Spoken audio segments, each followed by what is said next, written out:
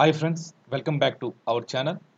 ఈరోజు ఈ వీడియోలో ఏదైతే ఆంధ్రప్రదేశ్ రాష్ట్ర గవర్నమెంట్ త్వరలో మెగా డిఎస్సి ఇవ్వబోతుందో అందులో విద్యా దృక్పథాలులోని చట్టాలు హక్కుల కోసం ఈ క్లాసులో మనం చర్చిద్దాం. అయితే ఈ క్లాసు మీకు ఎగ్జామినర్ పాయింట్ ఆఫ్ వ్యూకి అనుగుణంగా బిట్ టు బిట్ క్లాస్ చెప్తాను. సో వినండి. ఈ మొదట క్లాస్ చెప్తాను, తర్వాత బిట్లు చర్చిద్దాం. దాదాపు ఈ క్లాస్లో 45 బిట్లు చర్చిద్దాం. ఈ చట్టాల హక్కులపై దాదాపు నేను 200 బిట్లు నా దగ్గర ఉన్నాయి. 200 బిట్లు కూడా తర్వాత వచ్చే వీడియోస్లో నేను పెడతాను. సో ఈ క్లాస్లో మీకు ఏదైనా అర్థమైపోతే, లేకపోతే వాయిస్ సరిగా లేకపోతే ఏదైనా కింద కామెంట్ బాక్స్లో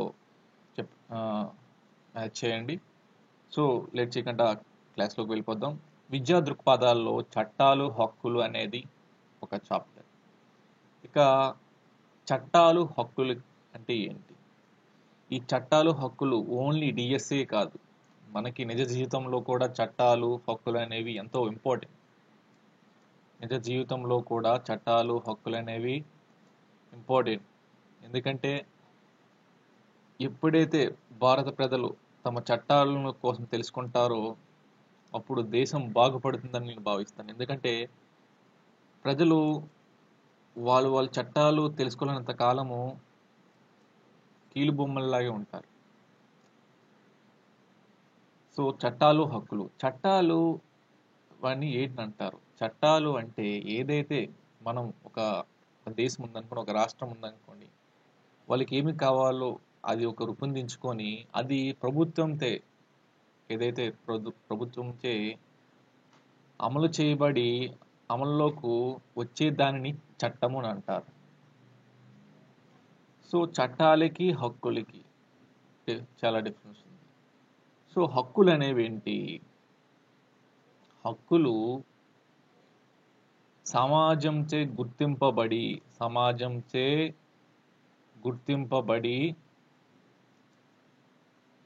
ప్రభుత్వంచే అమలు చేయబడే వాటినే హక్కులు అంటారు. సమాజంచే గుర్తింపబడి, ఏదైతే ప్రజలతో గుర్తింపబడి అవి మొత్తం ఒక దగ్గర గూటికి చేరి అది ప్రభుత్వంతో అమలు చేయబడి దాన్నే హక్కులు అంటారు. అయితే చట్టాలు హక్కులు లెసన్స్లో మనము ఒకటి నేను బిట్ రూపంలో చెప్తానని ముందే చెప్పాను. సో ఇక దేశ భవిష్యత్తు తరగతి గదిలో రూపొందుతుందని చెప్పినది ఎవరు? దేశ భవిష్యత్తు గదిలో రూపొందుతుందని చెప్పినది కొఠారి కమిషన్. కొఠారి కమిషన్ 1964లో భారత ప్రభుత్వంచే కమిషన్ వేయబడింది. తన కమిషన్ నివేదిక 1968లో భారత ప్రభుత్వానికి వాళ్ళు అందించారు. ఇదే భారతదేశం యొక్క మొదటి జాతీయ విద్యా విధానం 1968. సో ఈయన తన నివేదిక పేరేంటంటే education and national development. So పిల్లలందరూ వారి భవిష్యత్తు ఆనందకరంగా సంతృప్తికరంగా ఉంటూ సాంఘికమైన ప్రవర్తన కలిగి ఉండాలని ఆయన అన్నారు. అయితే మనకు విద్యా వ్యవస్థపై 1944 నుంచే చాలా కసరత్తులు జరిగాయి విద్యా వ్యవస్థ మీద, హక్కుల మీద. అయితే దానికి కార్యరూపం దాల్చింది మాత్రము మనకి స్వతంత్రం వచ్చాకే. సో మనకి స్వతంత్రం వచ్చాక 1964 నుంచి మొదలుకొని ఇప్పటి వరకు చాలా విద్యపై చాలా కమిషన్లు, చాలా వరకు కమిషన్స్ ఏర్పాటు చేశారు. కొత్త సంస్థ ఏర్పాటు చేశారు. ఉపాధ్యాయ విద్య ఎలా ఉండాలని చెప్పారు, లేకపోతే పిల్లల విద్య ఎలా ఉండాలని చెప్పారు. మొత్తం విద్యపై చాలా హక్కులు మరియు చట్టాలు కూడా వచ్చాయి. అందులో మనము మెయిన్గా కొన్ని చట్టాలు నేర్చుకుందాం ఈ క్లాస్లో. సో మొదటిది వచ్చేసి ఉచిత నిర్బంధ విద్యకు బాలల హక్కు చట్టం. ఇది మెయిన్ది. బాలల హక్కు చట్టము 2009లో ఏర్పాటు చేశారు. ఆర్టీ అంటే రైట్ టు ఎడ్యుకేషన్. సో ప్రాథమిక హక్కుగా మారిన విద్యను పిల్లలందరూ పొందడానికి అనుగుణంగా మన దేశ పార్లమెంట్లో ఈ చట్టాన్ని ని ప్రవేశపెట్టారు. ఈ చట్టము ఆగస్టు 26, 2009 భారత రాష్ట్రపతి చే ఆమోదం పొందింది. సో ఎప్పుడైనా మనకి ఏదైనా ఒక చట్టము ఆమోదించబడాలంటే పార్లమెంట్ అంటే పార్లమెంట్ను లోక్సభ, రాజ్యసభ, రాష్ట్రపతిని కలిపి పార్లమెంట్ అంటారు. ఇది ఇంపార్టెంట్. పార్లమెంట్ అంటే ఏంటి? లోక్సభ, రాజ్యసభ, రాష్ట్రపతి, ఎల్ఆర్ఆర్. లోక్సభ, రాజ్యసభ, రాష్ట్రపతిని కలిపి పార్లమెంట్ అంటారు. లోక్సభలో సభ్యుల సంఖ్య 545, రాజ్యసభలో సభ్యుల సంఖ్య 245, రాష్ట్రపతి. సో లోక్సభలో 543 మంది నియోజకవర్గాల్లో నుంచి ఎన్నికవుతారు. అందులో ఇద్దరిని ఆంగ్లో ఇండియన్ను రాష్ట్రపతి పెడతారు. ఇక రాజ్యసభలో 230 మంది ఏవైతే ఉన్నాయో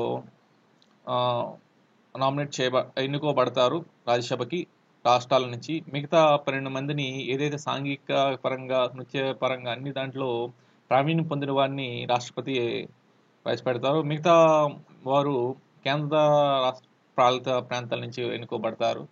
సో ఇది పార్లమెంట్ అంటే. సో పార్లమెంట్లో అది 2009లో ప్రవేశపెట్టి మొత్తం 2009 ఆగస్టు 26న భారత రాష్ట్రపతి ఆమోదం పొందింది. అయితే దీనిని భారత ప్రభుత్వం నిర్బంధ విద్యకు, ఏదైతే పిల్లలకు నిర్బంధంగా ఉంచబడి చాలామంది అనాథాశ్రయాల్లో కానీ ఏదైనా కొన్ని పిల్లలు ఉండకుంటారు, అనాథాశ్రయం లేని పిల్లలకు చాలామంది రోడ్ల మీద వాళ్ళపై నిర్బంధం చేసి వాళ్ళని బెగ్గర్గా తయారు చేసి అప్పట్లో చేసేవారు. సో దానికి రూపం మాపాలని బాలల హక్కు చట్టంగా పేరుంది. ఈ బాలల హక్కు చట్టము వచ్చింది ఆగస్టు 26, 2009 భారత రాష్ట్రపతి ఆమోదం పొందబడింది.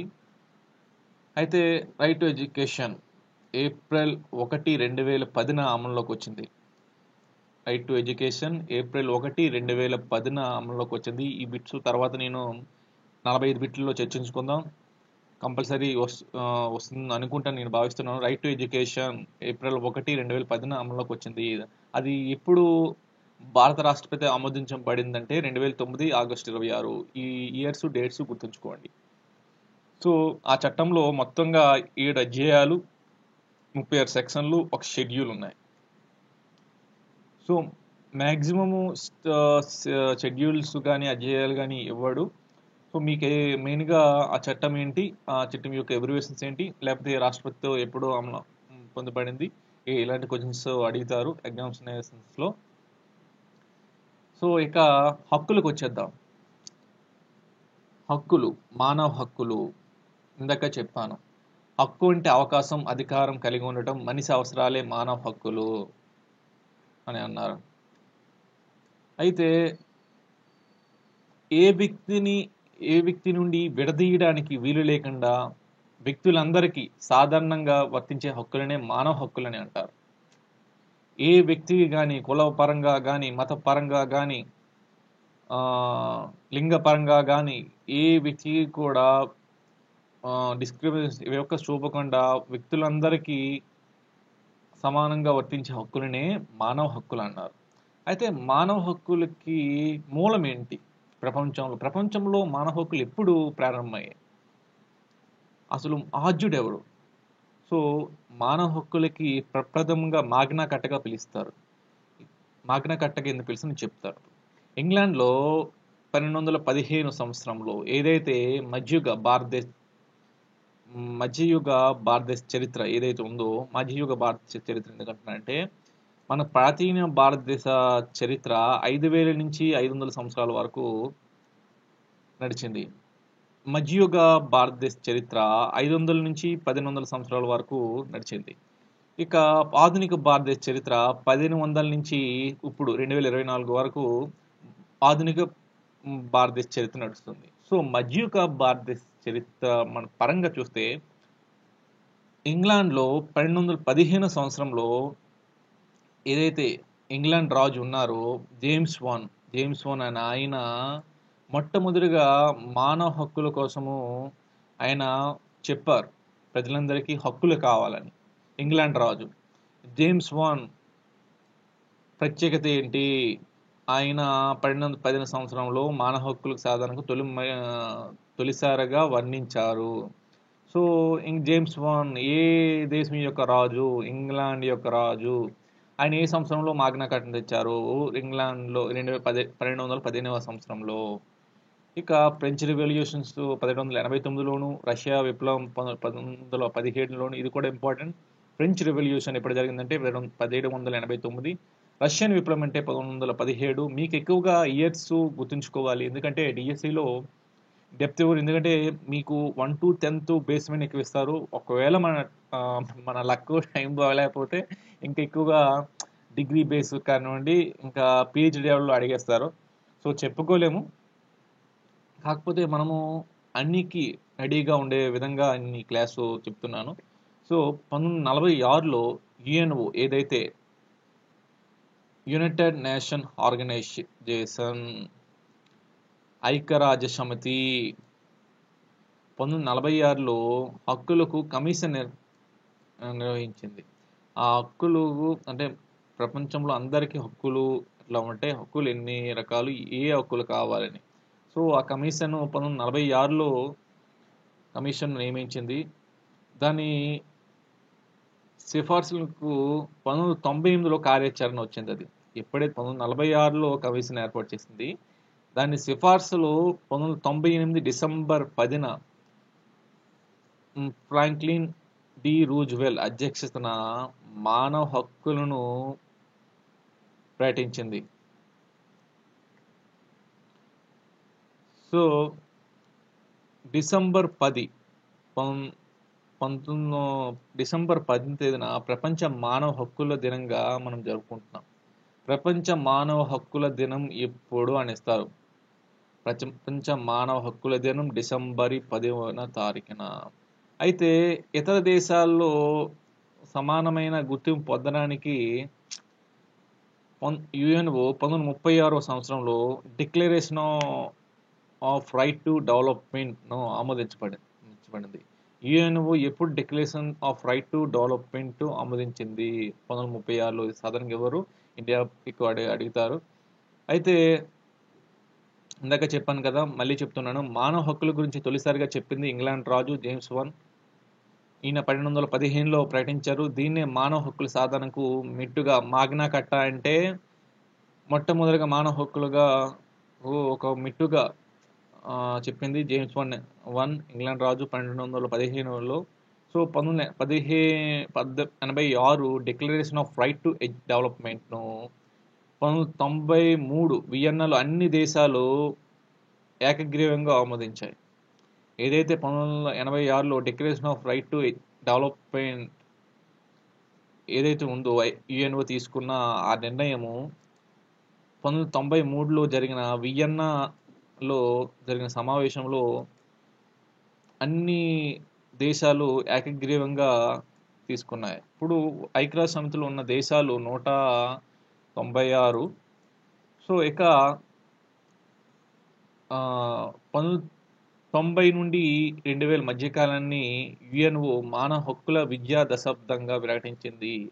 ఇది కూడా ఇంపార్టెంట్. యుఎన్ఓ మానవ హక్కుల విద్యా దశాబ్దంగా ప్రకటించిన సంవత్సరాలు ఏ మధ్యకాలం? సో 1990 నుండి 2000 మధ్య కాలాన్ని యుఎన్ఓ హక్కుల విద్యా దశాబ్దంగా ప్రకటించింది. సో విశ్వ మానవ హక్కుల ప్రకటన 1988. ప్రపంచ మానవ హక్కుల ప్రకటన కోసం తెలుసుకునే ముందు ఇండియా కోసం తెలుసుకోవాలి మనం ఫస్ట్. ఇండియాలో ఎప్పుడు హక్కులు ప్రారంభమయ్యాయి? అయితే 1895 కాలం నుంచే మన హక్కుల కోసం మనం పోరాడాం. అయితే 1995తో మొదలుకొని మనకు హక్కులు కావాలని బ్రిటిష్ వారు చాలా వరకు కమిటీలు ఏర్పడ్డాయి. అయితే 1931లో ఏదైతే కాంగ్రెస్ లాహోరు సభలో మనకు హక్కులు కావాలని ఒక కమిటీ వేసుకొని నిర్ణయించుకున్నారు. ఆ కమిటీ మేరకు 1944-45 కాలం మధ్య తేజ్ బహదూర్ తేజ్ బహదూర్ నెహ్రూ ఏదైతే రాజ్యాంగ పరిస్థితికి సూచించింది ఆ నివేదిక. సో ఇండియా పరంగా చూస్తే అలా. సో విశ్వ మానవుల హక్కుల ప్రకటన 1948 డిసెంబర్ 10, 1948న. సో డిసెంబర్ 10న ప్రపంచ మానవ హక్కుల దినంగా ప్రకటించారు. సో ఇక ప్రకటనలో 30 ప్రకటనల ద్వారా మానవ హక్కులను గుర్తించారు. 30 ప్రకటనలో ఏదైతే యుఎన్ రాజ్యాంగం ఉందో దాన్ని రాజ్యాంగంగానే చెప్పవచ్చు. సో యుఎన్కి సంబంధించి 30 ప్రకటనలు ఉన్నాయి అందులో హక్కుల కోసం. ఇక మానవ హక్కులు ఇండియాకి వచ్చేద్దాం. మానవ హక్కులు ఇండియాకి వచ్చేద్దాం. రాష్ట్రపతి జారీ చేయబడిన ఆర్డినెన్స్ ద్వారా 1993 సెప్టెంబర్ 28 తారీఖున జాతీయ మానవ హక్కుల సంఘం ఏర్పాటు చేయబడింది. భారతదేశ మానవ హక్కుల సంఘం ఎప్పుడు ఏర్పాటు అయింది అని ఇస్తారు ఎగ్జామ్లో. అప్పుడు ఆన్సర్ వచ్చేసి 1993 సెప్టెంబర్ 28 తారీఖున. అయితే ఈ ఆర్డినెన్స్ను 1994లో పార్లమెంట్ ఆమోదించబడింది. పార్లమెంట్ ఇందాక చెప్పాను, పార్లమెంట్ అంటే లోక్సభ, రాజ్యసభ, రాష్ట్రపతిని కలిపి పార్లమెంట్ అంటారు. సో ఈ చట్టాన్ని అనుసరించి జాతీయ రాష్ట్రీయ మానవ హక్కుల కమిషన్లు ఏర్పాటు చేశారు. అయితే మన రాజ్యాంగంలో చూస్తే మనకు రాజ్యాంగం ఏదైతే ఒక దేశానికి ఎలా పాలించాలో లేకపోతే ఎలా శిక్షించాలో అన్ని సముదాయాల సూత్రాలని రాజ్యాంగం అంటారు. సో రాజ్యాంగం ఒక హిందువుకి భగవద్గీత ఎలానో, ఒక క్రిస్టియన్కి బైబిల్ ఎలాగానో, ఒక ముస్లింకి ఖురాన్ ఎలానో, ఇండియాకి భారత రాజ్యాంగం అలా. సో ఇలా అందరూ అనుకున్న నాడు రాజ్యాంగం కోసం తెలుసుకుంటారు. మనము ఇప్పుడు వరకు రాజ్యాంగం కోసము తెలుసుకోలేనందువల్లనే చదువుకున్న వాళ్ళు క్వాలిఫికేషన్ లేని వాళ్ళచే పాలించబడుతున్నారు. ఇప్పటికీ దేశంలో మనకు 76 సంవత్సరాలుగా డిఎస్సి కానీ ప్రిలిమ్స్ యూపీఎస్సి కానీ చదువుకున్న అందవారు ఎవరైతే వాళ్ళు ఒక పొజిషన్లో ఉంటారో అంత చదువుకొని ఎలిజిబిలిటీ లేని వాళ్ళచే పాలించబడుతున్నారు. అది మెయిన్గా ప్రాబ్లం అవుతుంది. ఇది మన చట్టంలో చాలా లూప్ హోల్స్. అది ఎందుకంటే రాజకీయము అనేది ఒక సేవ అయితే ఓకే, రాజకీయం అనేది ఉద్యోగం అయితే వాళ్ళకి ఎలిజిబిలిటీ ఏంటి, క్వాలిఫికేషన్ ఏంటి? సో క్లాస్లోకి వచ్చేద్దాం. వాళ్ళంటి వస్తే ఇంకా మే political science from Adikanna university. So భారత రాజ్యాంగంలో 3వ భాగం ఆర్టికల్ 1235 వరకు ప్రాథమిక హక్కులను పొందుపరిచారు. భారత రాజ్యాంగంలో 12 నుంచి 35 వరకు ప్రాథమిక హక్కులను పొందుపరిచారు. సో ప్రాథమిక హక్కును ఏ దేశం నుంచి గ్రహించారు? భారత రాజ్యాంగం నుంచి USA, United nations, United states of America, 58 రాష్ట్రాలలో కలిపి ఉన్న అమెరికా నుంచి మన ప్రాథమిక హక్కులని గ్రహించారు మన భారత రాజ్యాంగ నిర్మాతలు. సో భారత రాజ్యాంగ నిర్మాత డాక్టర్ బిఆర్ అంబేద్కర్, రాజ్యాంగ పరిషత్కి అధ్యక్షుడు బాబు రాజేంద్ర ప్రసాద్. సో భారతదేశంలో మొట్టమొదటిసారిగా చూస్తే ఇందాక చెప్పాను 1995 సమయంలో స్వరాజ్య బిల్లు ఏదైతే ఉందో లోకమాన్య బాలగంగాధర తిలక్ గారికి లోకమాన్య అనే బిరుదు ఉంది. సో 1995 స్వరాజ్య బిల్లులో బాలగంగాధర తిలక్ గారు ఈ ఏదైతే ఉందో మానవ హక్కుల కోసం మొదటిసారిగా ప్రతిపాదించారు. ఈ స్వరాజ్య టైము ఎప్పుడంటే 1985 నుంచి భారత జాతీయ ఉద్యమం చూస్తే 1985 నుంచి 1905 వరకు మితవాద దశ, 1905 నుంచి 1920 వరకు అతివాద దశ, 1920 నుంచి 1947 వరకు గాంధీ దశ. సో భారత జాతీయ ఉద్యమం 1985 మొదలుకొని 1947 వరకు జరిగింది. సో రాజ్యాంగ పరిషత్ ఏదైతే బాబు రాజేంద్ర ప్రసాద్ అధ్యక్షన ఏర్పాటైన తర్వాత సర్దార్ వల్లభాయ్ పటేల్ నాయకత్వంలో ప్రాథమిక హక్కులపై జేబీ కృపాలాని నేతృత్వంలో ఒక కమిటీని ఏర్పాటు చేశారు. ఈ కమిటీ నివేదిక ఆధారంగా ప్రాథమిక హక్కులను రాజ్యాంగంలోని 3వ భాగంలో పొందుపరిచారు. అయితే మనకు ఇప్పుడు వరకు కొన్ని బుక్స్ వేరే వేరే కమిటీలు సూచించని చెప్తారు. కొన్ని బుక్స్ వేరే మనకి కంప్లీట్ డేటా ఇవ్వలేదు. సో కంప్లీట్ డేటా లేనివి కొన్ని ప్రశ్నలు అడగరు. సో రాజ్యాంగ పరిస్థితి యొక్క అధ్యక్షుడు, భారత రాజ్యాంగ పరిస్థితి యొక్క అధ్యక్షుడు ఎవరంటే బాబు రాజేంద్ర ప్రసాద్. ఇక భారత రాజ్యాంగ నిర్మాత ఏదైతే భారత రాజ్యాంగం రాయడానికి ఉన్న కమిటీ ఏంటంటే డాక్టర్ బిఆర్ అంబేద్కర్ అధ్యక్షన భారత రాజ్యాంగ నిర్మాణ సభ అది. సో ప్రాథమిక హక్కులు చూస్తే భారత రాజ్యాంగం అమలులోకి వచ్చేసరికి భారత రాజ్యాంగం 1949 నవంబర్ 26వ తారీఖున ఏదైతే రాజ్యాంగ నిర్మాణ సభపై ఆమోదించబడింది రాజ్యాంగ పరిషత్తే. సో 1949 నవంబర్ 26న భారత రాజ్యాంగ దినోత్సవం లేదా నేషనల్ లా డే అని అంటారు. ఇక అమల్లో వచ్చిన దీనిని 1950లో జనవరి 26వ తారీఖున భారతదేశం గణతంత్ర రాజ్యంగా వదిలింది. సో 1950 జనవరి 26న భారత రాజ్యాంగం అమల్లోకి వచ్చింది. అదే ఆమోదించబడిందంటే 1949 నవంబర్ 26 1949 నవంబర్ 26 తారీఖున భారత రాజ్యాంగం ఆమోదించబడింది.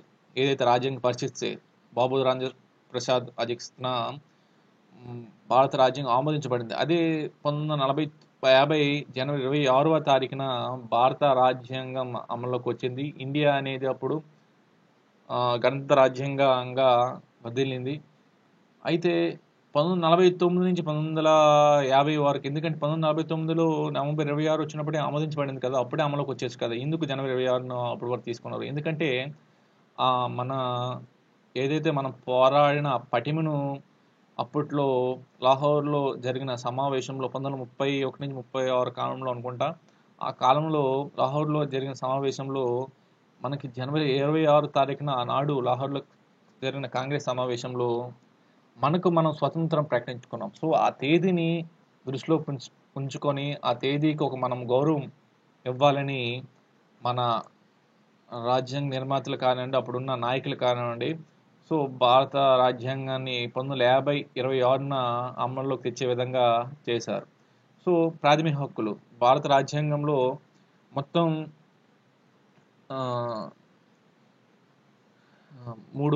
మూడవ భాగంలో ప్రాథమిక హక్కులను ప్రవేశపెట్టారు.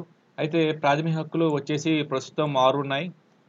ప్రస్తుతం భారత రాజ్యాంగంలో 6 ఉన్నాయి ప్రాథమిక హక్కులు. ముందు 7 ఉండేవి, ఇప్పుడు చెప్తాను. మొదటిది సమానత్వ హక్కు, రైట్ టు ఈక్వాలిటీ. రెండవది స్వేచ్ఛ స్వతంత్రపు, రైట్ టు ఫ్రీడమ్. మూడవది పీడన నిరోధించే హక్కు, రైట్ టు ఎక్స్‌ప్లాయిటేషన్. నాలుగవది మత స్వతంత్రపు, రైట్ టు రిలీజియన్, మత స్వతంత్రపు నాలుగవది. ఐదవది కల్చర్ అండ్ ఎడ్యుకేషనల్ రైట్స్, ఐదవది సాంస్కృతిక విద్యా విషయ హక్కు. ఆరవది ఆస్తి హక్కు, ఆర్టికల్ 31 చెప్తాను త్వరలో, తొలగించబడింది ఇది. ఈ హక్కు ప్రస్తుతం మనకి 6 హక్కులే ఉన్నాయి. ఆస్తి హక్కు మనకి రాజ్యాంగం అమలుకి వచ్చేటప్పటికి 7 హక్కులు ఉండేవి. సో ఆస్తి హక్కుని తీసివేశారు. ఆస్తి హక్కును ప్రాథమిక హక్కుని తీసివేసి ఒక చట్టంగా అది చేశారు. సో 7వది రాజ్యాంగ పరిహార హక్కు. రాజ్యాంగ పరిహార హక్కు ఇది the main important most very very important. మీకు ఎగ్జామ్ నెంబర్ పాయింట్లో కాకుండా నిజ జీవితంలో కూడా ఉపయోగపడే రాజ్యాంగ పరిహార హక్కు ఇది. సో మనకి మొత్తంగా 6 హక్కులు ఉన్నాయి ప్రజెంటు. భారత రాజ్యాంగం అమలులోకి వచ్చినప్పటికీ 1950 జనవరి 26న తారీఖున అమలులోకి వచ్చేటప్పటికి మనకు హక్కులున్న హక్కులు మొత్తం 7 ఉన్నాయి. సమానత్వ హక్కు, స్వేచ్ఛ స్వాతంత్ర హక్కు, పీడన నిరోధించే హక్కు, మత స్వాతంత్ర హక్కు, సాంస్కృతిక విద్యా విషయ హక్కు, ఇక ఆస్తి హక్కు, రాజ్యాంగ పరిహార హక్కు. సో ఫస్ట్ సమానత్వ హక్కు కోసం వచ్చేద్దాం. మనకి సమాన హక్కు మనకి భారత రాజ్యాంగంలో ఈ హక్కులని చాలా ప్రభావం చూపాయి. ఎందుకంటే మనకి రాజులు పాలించారు, బ్రిటిష్ వారు పాలించారు, మొత్తం అన్ని పాలించాక భారత ప్రజలకు అర్థమైంది ఏంటంటే వివక్ష మెయిన్గా సమాజంలో వివక్ష ఉంది. వివక్షను ఎలాగైనా రూపం ఆపాలని రాజ్యాంగ నిర్మాతలు ఏం చేశారంటే హక్కులపై చాలా శ్రద్ధ పెట్టారు. సో మనకి ఉన్న ప్రాథమిక హక్కుల్లో మొదటివాది సమానత్వ హక్కు, right to equality. Right to equality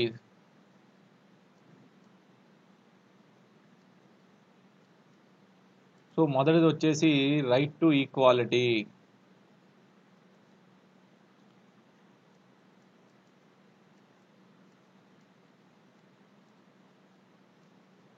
ఇది రైట్ టు ఈక్వాలిటీ మనకి రాజ్యాంగంలో ప్రాథమిక హక్కులు 12 నుంచి 35 వరకు ఉన్నాయి. సో మొదటి సమానత్వ హక్కు. ఈ సమానత్వ హక్కు 14 ఆర్టికల్తో మొదలుకొని 18 ఆర్టికల్తో ముగుస్తుంది. సో ఆర్టికల్ 14 ఏం చెప్తుందంటే చట్టం ముందు అందరూ సమానులే, చట్టం ముందు అందరూ సమానులే అని చెప్తుంది ఆర్టికల్ 14. ఆర్టికల్ 15 వచ్చేసి జాతి, కుల, మత, లింగ, వర్ణ వివక్ష పై నిషేధం.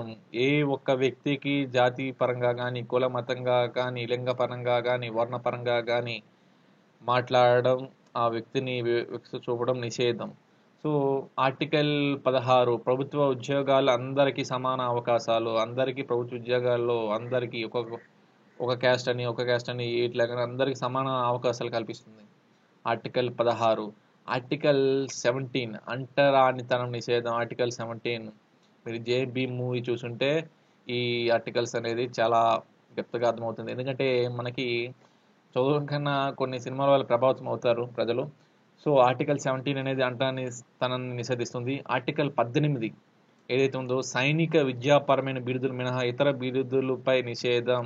ఈవెన్ భారత ప్రధాని అయిన రాష్ట్రపతి అనుమతి లేనిచో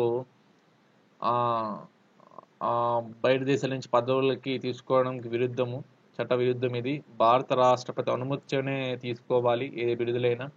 సో ఆర్టికల్ 14 ఏం చెప్తుందంటే చట్టం ముందు అందరు సమానులే. చట్టం ముందు సమానులే ఏ ఆర్టికల్ అని అడిగితారు ఎగ్జామ్లో. So article 14. ఇక జాతి కుల మత లింగ వర్ణ వివక్ష నిషేధము ఏ ఆర్టికల్ చెప్తుంది? ఆర్టికల్ 15 ప్రభుత్వ ఉద్యోగాలు అందరికి సమానంగా అవకాశాలు. అది ఏ హక్కులో ఉంది? సమానత్వ హక్కు. అది ఏ ఆర్టికల్? 16వ ఆర్టికల్. అంటరాని నిషేధం ఏ ఆర్టికల్? ఆర్టికల్ 17. ఆర్టికల్ 17 ప్రాథమిక హక్కుల్లో ఏ హక్కులో ఉంది? సమానత్వ హక్కులో ఉంది. ఇక ఆర్టికల్ 18 సైనిక విద్యాపరమైన బిరుదులు మినహా ఇతర బిరుదులపై నిషేధం విధించారు ఆర్టికల్ 18లో. అది ఏ హక్కులో ఉంది? సమానత్వ హక్కులో. సో ఇక రెండవది వచ్చి స్వేచ్ఛ స్వాతంత్రపు హక్కు. ఆర్టికల్ 19తో మొదలుకొని ఆర్టికల్ 22తో ముగుస్తుంది. ఇక ఆర్టికల్ 19కి వచ్చేద్దాం. వాక్ స్వతంత్రం హక్కు, భావ ప్రకటన హక్కు. ఏ వ్యక్తి ఏదైనా మాట్లాడవచ్చు, కానీ అలానే అన్నీ మాట్లాడవచ్చు. సో మనం భాష ఏ వ్యక్తి మాట్లాడుకోవచ్చు, వాళ్ళకు వాక్ స్వతంత్రం, మాట్లాడే హక్కుని ఇచ్చారు. సో ప్రాథమిక హక్కుల్లో. సో ఆర్టికల్ 19 అని వాక్ స్వతంత్రం హక్కు, భావ ప్రకటన స్వేచ్ఛ హక్కుని తెలుపుతుంది. ఇక ఆర్టికల్ 20 నేరం శిక్ష నుండి రక్షణ పొందే స్వతంత్రము. నేరము శిక్షణ తప్పు చేయకపోయినా కొన్నిసార్లు మనల్ని అందులో ముంచేస్తారు. సో దాన్ని నేర శిక్ష నుండి రక్షణ పొందే స్వతంత్రాన్ని కూడా ఆర్టికల్ 20 చెప్తుంది. ఇక ఆర్టికల్ 21 జీవించే హక్కు, వ్యక్తి స్వేచ్ఛకు రక్షణ. ఆర్టికల్ 21 మెయిన్ థింగ్ ఇది. ఆర్టికల్ 21 జీవించే హక్కు చెబుతుంది. Article 21 clause A right to education చెప్తుంది. ఏదైతే 6 సంవత్సరాల నుంచి 14 సంవత్సరాల విద్యార్థులకు ఉచిత విద్య కల్పించాలి. సో విద్యను మొత్తం అంతా ప్రభుత్వాలు 0 ఫీజ్ తీసుకొని ఉచిత విద్యను అందించాలి. సో ఆర్టికల్ 21 క్లాజ్ ఏ ఏం చెప్తుందంటే రైట్ టు ఎడ్యుకేషన్. ఇక ఆర్టికల్ 21 ఏం చెప్తుంటే జీవించే హక్కు. జీవించే హక్కు భారత రాజ్యాంగంలో చాలా స్పెషల్. ఎందుకంటే ఇది చాలా చాలా ఇంపార్టెంట్, వెరీ వెరీ ఇంపార్టెంట్. ఇది మీరు గుర్తుంచుకోవాలి.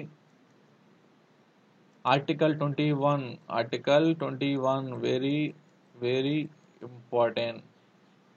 కింది వాటిలో ఏది అత్యవసర పరిస్థితిలోనూ కూడా రద్దు అవ్వదు. మిగతా ఈ ప్రాథమిక హక్కులు అన్ని హక్కులు రద్దు అయిపోతాయి ఒకవేళ మనకి జాతీయ అత్యవసర పరిస్థితి పెడితే. జాతీయ అత్యవసర పరిస్థితి 352, 356, 360 ఆర్టికల్స్ భారత రాజ్యాంగంలో. ఈ ఆర్టికల్స్ అనేవి ఏదైనా ఇప్పుడు ఒక రాష్ట్రాల మధ్య ఏదైనా ఎక్కువ సంఘర్షణలు జరిగి లేకపోతే ఆర్థికంగా దేశంలో కరువు కాటకాలు ఉన్నప్పుడు ఆర్థిక అత్యవసర పరిస్థితి ఏర్పాటు చేశారు. నేషనల్ ఎమర్జెన్సీ, మీకు ఇంగ్లీష్లో ఆంగ్లంలో కావాలంటే నేషనల్ ఎమర్జెన్సీ అనేది 3 రకాలు. అది రాజ్యాంగం ఏదైనా ఒక ప్రభుత్వం కూలిపోయినప్పుడు, ప్రభుత్వానికి మెజారిటీ సీట్లు లేనప్పుడు, కూలిపోయినప్పుడు గవర్నరు సిఫార్సుతో రాష్ట్రపతి ఏదైతే ఎమర్జెన్సీ ప్రకటిస్తారు. సో ఒక రాష్ట్రానికి, అదే ఒక దేశానికైతే ఏదైనా ఒక యుద్ధాలలో కానీ ఆర్థిక పరంగా కరువు కాటకాలప్పుడు నేషనల్ ఎమర్జెన్సీ విధిస్తారు. ఇప్పుడు వరకు ఆర్థిక పరమైన నేషనల్ ఎమర్జెన్సీ ఇప్పుడు వరకు దేశంలో విధించలేదు. సో ఇప్పుడు వరకు కింద వాటిలో ఏది ఇప్పుడు వరకు ఏ ఎమర్జెన్సీ ఇప్పుడు వరకు విధించలేదు దేశంలో అంటే ఆర్థిక అత్యవసర పరిస్థితి ఏర్పరచలేదు. ఇక ఆర్టికల్ 21కి వచ్చేద్దాం. ఆర్టికల్ 21 అనేది ఈవెన్ ఈ 3 పెట్టిన ఏదైతే ఉందో ఒక రాష్ట్రానికి అత్యవసర పరిస్థితి నేషనల్ స్టేట్ ఎమర్జెన్సీ కానీ నేషనల్ ఎమర్జెన్సీ కానీ ఇవేవి వచ్చిన ఆర్టికల్ 21 అనేది జీవించే హక్కు అనేది రద్దు చేయబడదు. సో మిగతావన్నీ రద్దు అవుతాయి కానీ 21 ఆర్టికల్ అనేది రద్దు చేయబడదు. ఇది వెరీ వెరీ ఇంపార్టెంట్, గుర్తుంచుకోవాలి. సో ఇక ఆర్టికల్ 22 ఏదైతే ఉందో ఆర్టికల్ 22 నిర్బంధం నుండి రక్షణ పొందే హక్కు. ఎవరే వ్యక్తిని నిర్బంధం చేసినప్పుడు ఆ నిర్బంధం నుంచి రక్షణ పొందే హక్కును ఆర్టికల్ 22 చెప్తుంది. మళ్ళీ చెప్తున్నాను, స్వేచ్ఛ స్వతంత్ర హక్కు భారత రాజ్యాంగంలోని ప్రాథమిక హక్కులు 3వ భాగంలో ఉన్నాయి. 3వ భాగంలో ఉన్న హక్కులు మొదటి సమానత్వ హక్కు, రెండవది స్వేచ్ఛ స్వతంత్రపు హక్కు. స్వేచ్ఛ స్వతంత్ర హక్కు ఆర్టికల్ 19తో మొదలుకొని ఆర్టికల్ 22తో ముగుస్తుంది. ఆర్టికల్ 19 అనేది వాక్ స్వతంత్ర హక్కు, భావ ప్రకటన చెప్పే హక్కు. ఏ హక్కులో ఉంది? స్వేచ్ఛ స్వతంత్ర హక్కు. అది ఏ ఆర్టికల్? ఆర్టికల్ 19. నేరం శిక్ష నుండి రక్షణ పొందే స్వతంత్రం హక్కును ఏ ఆర్టికల్లో ఉంది అంటే ఆర్టికల్ 22. అదే ఏ హక్కు అంటే స్వేచ్ఛ స్వతంత్ర హక్కు. జీవించే హక్కు ఏ ఆర్టికల్ చెందింది? 21 ఆర్టికల్. అదే right to education A article అంటే 21 క్లాజ్ ఏ హక్కు. సో అదే కింది వాటిలో ఏ హక్కు ఈవెన్ నేషనల్ ఎమర్జెన్సీ విధించిన రద్దు చేయబడదు? అదే జీవించే హక్కు. ఆర్టికల్ 21 అనేది రద్దు చేయబడదు. ఇక ఆర్టికల్ 22 నిర్బంధం రక్షణ పొందే హక్కు ఏ ఆర్టికల్ ఉంది? ఆర్టికల్ 22లో. అది ఏ హక్కు సంబంధించి? స్వేచ్ఛ స్వతంత్ర హక్కు. ఇది ప్రాథమిక హక్కులో 2వ హక్కు. ఇక 3వ హక్కు పీడనాన్ని నిరోధించే హక్కు. 3వది పీడనాన్ని నిరోధించే హక్కు. రైట్ టు ఎక్స్‌ప్లాయిటేషన్ ఆంగ్లంలో. పీడన నిరోధించే హక్కును 23 మొదలుకొని 24తో ముగుస్తుంది. ఆర్టికల్ 23 అనేది అక్రమ రవాణా, కట్టుబానిసత్వం, పిల్లలను అక్రమ రవాణా చేయడం, లేకపోతే పిల్లలను కానీ ఎవరైనా పీపుల్స్ని అక్రమ రవాణా చేయడం, లేకపోతే బానిసత్వాన్ని నిషేధించింది ఆర్టికల్ 23. ఆర్టికల్ 24 14 ఏళ్ల లోపు బాలిక పని నుండి విముక్తి. ఏదైతే పిల్లలకు 14 సంవత్సరాల లోపల వాళ్ళు పనివిస్తే వచ్చే కంపెనీ కానీ యాజమాన్యంపై చర్యలు తీసుకోబడతాయి. 14 లోపల పిల్లలకి వాళ్ళు విద్యనే అభ్యసించాలి కానీ ఎటువంటి పని చేయకూడదని ఈ ఆర్టికల్ చెప్తుంది. ఇక ఆర్టికల్ 23 అక్రమ రవాణా, కట్టు బానిసత్వం. ఏదైతే వెట్టి చాకిరీ ఉందో ఒక మనిషిని అలా కుంగింపజేసి కట్టు బానిసత్వంగా చేసేదాన్ని మన భారత రాజ్యాంగంలో అది మెయిన్గా దృష్టిలో పెట్టుకుని ఆర్టికల్ 23 తెచ్చారు. ఈ ఆర్టికల్ 23 అనేది అక్రమ రవాణా, కట్టు బానిసత్వం నిషేధం చెప్తుంది ఆర్టికల్ 23. ఇదే ఏ హక్కులో ఉందంటే పీడన నిరోధించే హక్కు, రైట్ టు ఎక్స్‌ప్లాయిటేషన్. 14 ఏళ్లలోపు బాలికలకు పని నుండి విముక్తి చేసే ఆర్టికల్ ఏది? ఆర్టికల్ 24. ఇక 4వది మత స్వతంత్ర హక్కు, రైట్ టు రిలీజియన్. మత స్వతంత్ర హక్కు ఆర్టికల్ 25తో మొదలుకొని ఆర్టికల్ 28తో ముగిస్తుంది. సో ఆర్టికల్ 25 అనేది అంతరాత్మ ప్రబోధానుసారం మతాన్ని అనుసరించే స్వేచ్ఛను చెబుతుంది. వాళ్ళకు ప్రజలకు ఏదైతే ఉన్న భారత ప్రజలకు వాళ్ళకి ఇష్టమైన వచ్చిన మతాన్ని వాళ్ళు స్వీకరించవచ్చును. సో మతాన్ని స్వీకరించే హక్కుని ఆర్టికల్ 25 అని చెప్తుంది. ఇక ఆర్టికల్ 26 మత క్రతువును నిర్వహించుకునే స్వేచ్ఛ, ఏదైతే మత సభలను నిర్వహించుకోవచ్చు ఆర్టికల్ 26 చెప్తుంది. ఇక ఆర్టికల్ 27 మత వ్యాప్తికి చేసే వ్యయంపై పన్నులు చెల్లించిన అవసరం లేదు. ఈ ఆర్టికల్ ఏంటంటే మీరు ఏ మతం చెందిన కానివ్వండి, ఆ మతంకి మీరు ఆ, మత వ్యాప్తికి చేసే దీనిపై పన్నులు మీరు చెల్లించనక్కర్లేదు. ఈ ఆర్టికల్ 27. ఇక ఆర్టికల్ 28 ప్రభుత్వ విద్యాలయాల్లో మత బోధన నిషేధం. ఏదైతే ప్రభుత్వ స్కూల్స్ ఉన్నాయో అక్కడ మత బోధన అనేది కంపల్సరీగా నిషేధించారు. ఇది చాలా భవిష్యత్తు అనుగుణించుకొని రాజ్యాంగ నిర్మాతలు చేశారు.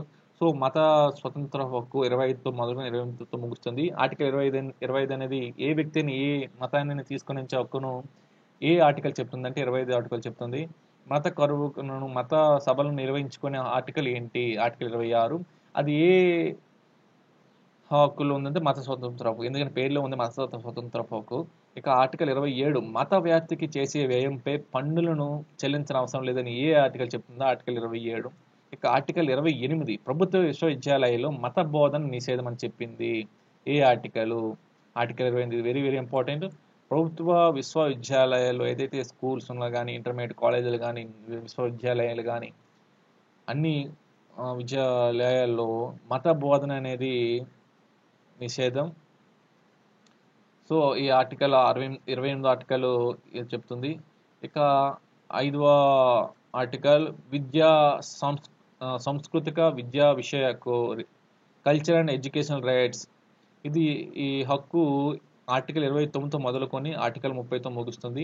ఇందులో 2 ఆర్టికల్స్ ఉన్నాయి. ఆర్టికల్ 29 అని మైనారిటీ ప్రయోజనాల పరిరక్షణ. ఏదైతే అల్పసంఖ్యాక ప్రజలు అంటారు మైనారిటీస్ అని, ఏదైతే సమాజంలో తక్కువ వర్గాల వారు ఉన్నారో, తక్కువ అంటే తక్కువ సంఖ్యలో ఉన్న వర్గాల వారు ఉన్నారు, వాళ్ళ కోసము వాళ్ళ హక్కుల పరిరక్షణ కోసము ఈ ఆర్టికల్ 29 అనేది ప్రవేశపెట్టారు భారత రాజ్యాంగంలో 3వ భాగంలో ప్రాథమిక హక్కులలో.